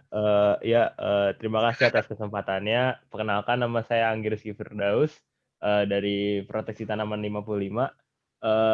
Saya ingin bertanya Pak, jujur aja pest control di Indonesia kan belum begitu terlalu kelihatan seperti di luar negeri ya Pak. Kalau misalkan saya dilihat di internet, misalkan di Eropa atau di Amerika itu sudah sangat masif lah gitu. Misalkan ada apa-apa, para manusia ini tuh sudah langsung menghubungi pest control gitu. Misalkan ada kecoa atau ada apapun. Nah, kalau di Indonesia kan belum ya Pak. Nah, yang jadi pertanyaan saya sebenarnya di Indonesia sendiri itu kondisi bisnisnya itu seperti apa ya Pak? Mungkin pertanyaannya mungkin rada lucu tapi saya penasaran aja begitu. Terima kasih Pak. Ya, baik. Ya, terima kasih Mas Angger. Ya, luar biasa pertanyaannya. Memang ya gimana ya? Jangankan itu, saya sendiri waktu ditanya itu sama tetangga di Kuningan gitu ya, di kampung, "Man, kerja di mana, Man?" "Di Rentokil, pest control." "Apaan tuh?" gitu. Apaan tuh? Kalau kerja di bank kan kelihatan, kerja di mana Man? BRI, oh kelihatan, orang pasti tahu BRI gitu kan. Iya, betul. Atau jadi pegawai negeri kan kelihatan, kerja di mana? Kementerian Pertanian, oh kelihatan. Pas pest control, apa tuh pest control gitu ya. Apaan tuh? Jadi kenapa mungkin belum masif karena lebih banyak masyarakat juga belum tahu sebetulnya pest control itu seperti apa gitu ya. Dan kemudian yang kedua, mohon maaf sekali mungkin untuk sebagian besar masyarakat kebutuhan terhadap pest control ini masih kebutuhan tersier, bahkan sekunder aja tidak gitu. Jadi kita masih bergelut dengan kebutuhan primer. Yang penting kita bisa makan dulu, bisa punya pakaian, bisa beli pakaian, bisa punya rumah gitu ya. Jadi ini bisa jadi pelengkap saja. Tapi ini akan jadi satu kebutuhan primer ketika kita bicara mengenai food processing. Kalau di food processing, di pabrik-pabrik makanan, pabrik susu, pabrik farmasi, itu sudah jadi kebutuhan primer adanya pest control. Hanya saja kan segmen tersebut sendiri mungkin tidak terlalu besar ya, segmen industri untuk food processing sendiri seperti itu, atau farmasi. Nah, kemudian terkait dengan, Mas Angger, tadi, sorry ya, yang terakhir kenapa? Pertanyaannya? Udah cukup. Pak, sebenarnya sudah terjawab. Sudah cukup. Pertanyaannya kenapa? Sebenarnya pest control di Indonesia tuh kondisinya tuh seperti apa sih Pak? Apakah masyarakatnya sudah sering menggunakan atau hanya masyarakat tertentu saja seperti itu Pak? Ya itu tadi untuk yang market segmennya ya seperti tadi itu. Nah tapi kalau dari sisi bisnis sebetulnya ini mungkin saya sedikit cerita saja. Market share-nya di Indonesia ini saat ini mungkin lebih dari 30%-nya itu dikuasai oleh Rentokil. Dan mungkin sebagai informasi saja, untuk portofolionya Rentokil sendiri itu sebetulnya ini kurang lebih sampai 800 miliar. Jadi sebetulnya itu sudah lumayan besar ya, walaupun mungkin belum sampai triliunan gitu ya. Tapi itu angka yang sangat besar sebetulnya. Dan kalau dari sisi jumlah karyawannya 1.500 karyawan itu kan juga sudah banyak ya. Mungkin kalau pabrik itu sudah lumayan untuk jadi satu pabrik gitu ya. Nah, dan di saat pandemi ini justru pest control ini yang survive, alhamdulillah. Jadi kita tidak sampai ada pengurangan karyawan, kemudian ya seperti itu. Justru apalagi ada desinfektan ya, kita ketambahan juga di situ. Jadi pandeminya juga membawa berkah juga ternyata seperti itu. Jadi insya Allah tidak akan sampai matilah bisnis pest control ini. Dan justru tambah berkembang gitu ya. Semakin banyak tuntutan Amin, masyarakat. Nah itu apalagi kalau udah jadi primer, kebutuhan primer. Nah itu bisa jadi setengah lulusan konveksi kerja di pest control semua ini. kalau sudah jadi kebutuhan primer. Baik, Iya, insya terima kasih. Allah. Jadi owner lah nanti. Sangat. Maaf Pak, apakah boleh bertanya sekali lagi Pak? Ya, satu Ada lagi. terlintas Langsung Pak. aja. Pertanyaan saya, mungkin Bapak bisa jawab juga Pak Swas atau Pak Imam juga, Pak Iman apakah penggunaan pest control ini terpengaruh dengan negara berkembang dan negara maju? Misalkan Indonesia kan masih jatuhnya negara berkembang, makanya si pest control ini tidak terlalu penting gitu. Tapi kalau di negara-negara maju, pest control ini juga menjadi salah satu yang penting gitu di masyarakat. Apakah ini ada hubungannya seperti itu, Pak? Terima kasih, Pak. Ya, silakan Pak Iman. Ya, terima kasih Mas Angger. Kalau korelasinya secara langsung mungkin tidak ya, karena sebetulnya di negara-negara berkembang, bahkan negara miskin pun ada perusahaan pest control. Hanya saja mungkin lebih karena kalau di negara maju biasanya masyarakatnya kan pemikirannya lebih maju gitu ya, awareness-nya terhadap kehidupan yang lebih hygiene, kehidupan yang lebih bebas dari hama, itu lebih tinggi dibandingkan di negara-negara berkembang. Jadi sebetulnya sih lebih ke habit atau perilaku dari masyarakatnya sebetulnya. Masyarakat negara maju biasanya akan lebih aware sehingga mereka menganggap bahwa ini satu kebutuhan primer juga buat mereka dibandingkan negara-negara yang berkembang atau negara miskin seperti itu. Persepsi masyarakatnya ya. Baik, benar, kasih. persepsi masyarakatnya. Ya.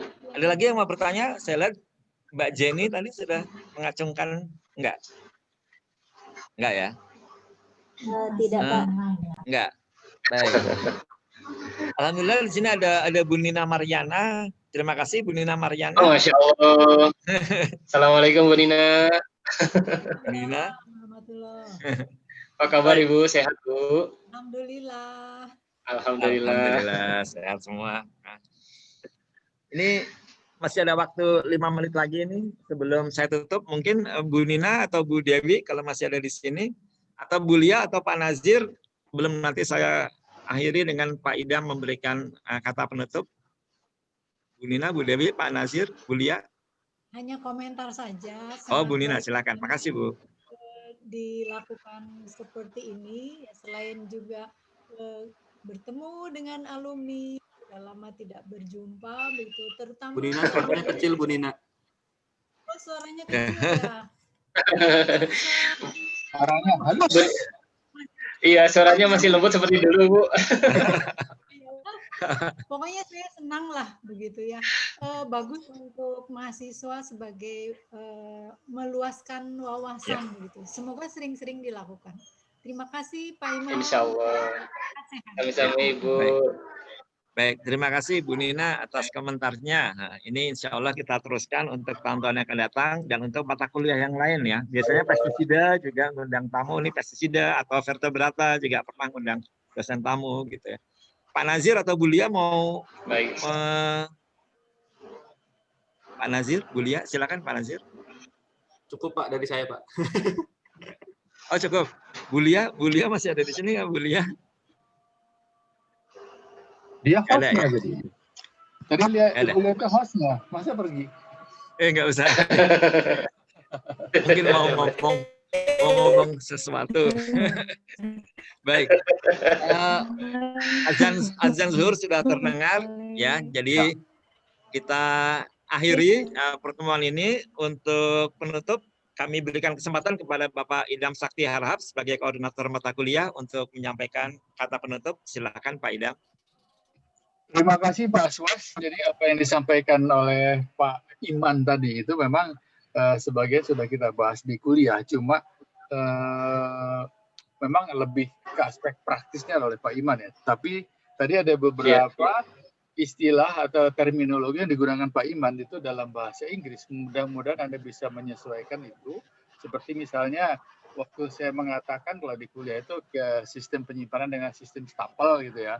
Tadi Pak Iman mengatakan dengan stacking system itu sebenarnya sama ya, stapel dengan stacking gitu ya. Itu ada beberapa lagi yang kita kuliah dalam bahasa Indonesia, tapi Pak Iman mengatakan itu dalam bahasa Inggris gitu ya. Kemudian juga ada yang memang belum disampaikan yaitu mengenai air curtain. Itu air curtain itu memang penting, tapi nggak tahu, mudah-mudahan para mengerti apa itu air curtain. Jadi di depan pintu masuk itu ada sistem udara yang dihembuskan keluar gitu, sehingga kalau pintu dibuka serangga itu tidak bisa masuk karena terhembus oleh udara yang keluar itu mungkin yang belum kita sampaikan di kuliah, tapi Ya, itu betul. biasanya memang dengan sistem double door tadi itu biasanya pakai air curtain juga itu pintunya. Mungkin itu Pak Ya. Sos yang nutup bagaimana? Ada pemberian sertifikat, Pak. Oh gitu. Oh, Silakan. ya. Bu Lia, Oh Ibu Lia itu ya. Iya, silakan Bu Lia. dikembalikan ke MC, Pak. Baik, Ya, mereka iya. Hmm. Silakan Bu Lia. baik, terima kasih kepada Pak Iman atas penyampaian Kami yang menarik.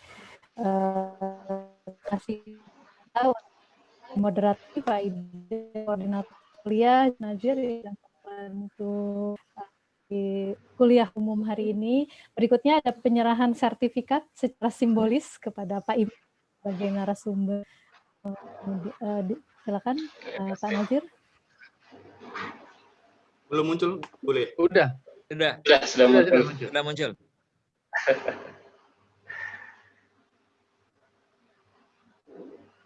Terima kasih Pak Iman ya untuk presentasi. Saya terima ya, Bu. Saya terima. Sertifikatnya. ya nanti kami kirim juga Kirim. sertifikatnya, jadi simbolis dulu saja. Terima kasih. Kemudian untuk Pak moderator ya hari ini. Terima kasih.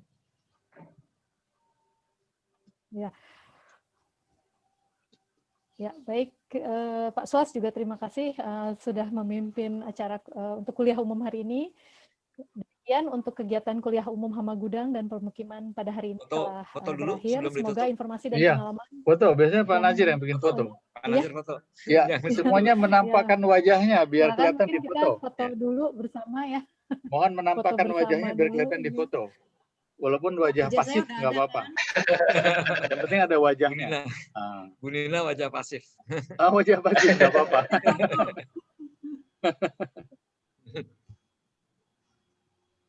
Sudah semua?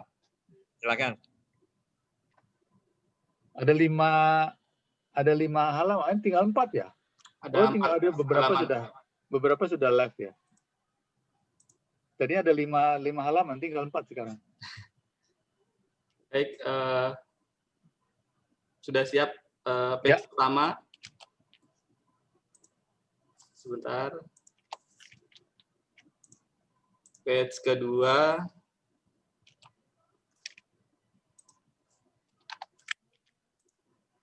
Kemudian page ketiga.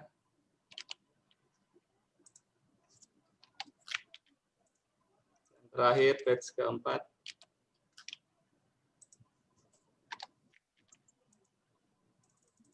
Baik, sudah. Terima kasih.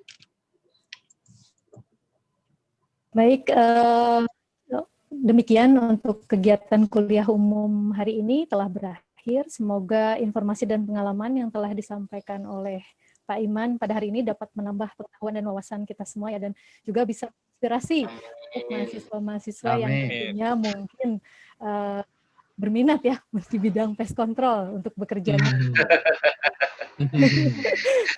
Baik, sekali lagi terima kasih kepada Pak Iman yang telah berkenan menjadi narasumber pada kuliah umum hari ini. Terima kasih juga kepada teman-teman mahasiswa, kemudian juga kepada ada dosen PTN yang hadir ya, dari Bu Dewi Sartiami, kemudian Bu Nina Mariana atas kehadirannya. Terima kasih. Saya akhiri. Assalamualaikum warahmatullahi wabarakatuh. Selamat siang. Waalaikumsalam. Waalaikumsalam warahmatullahi wabarakatuh. Terima kasih semuanya. Mohon maaf saya Terima kasih Pak Iman. Terima kasih Pak Iman. Terima kasih. Sami-sami. Terima kasih. Terima kasih Pak. Sama-sama. Terima kasih. Terima kasih.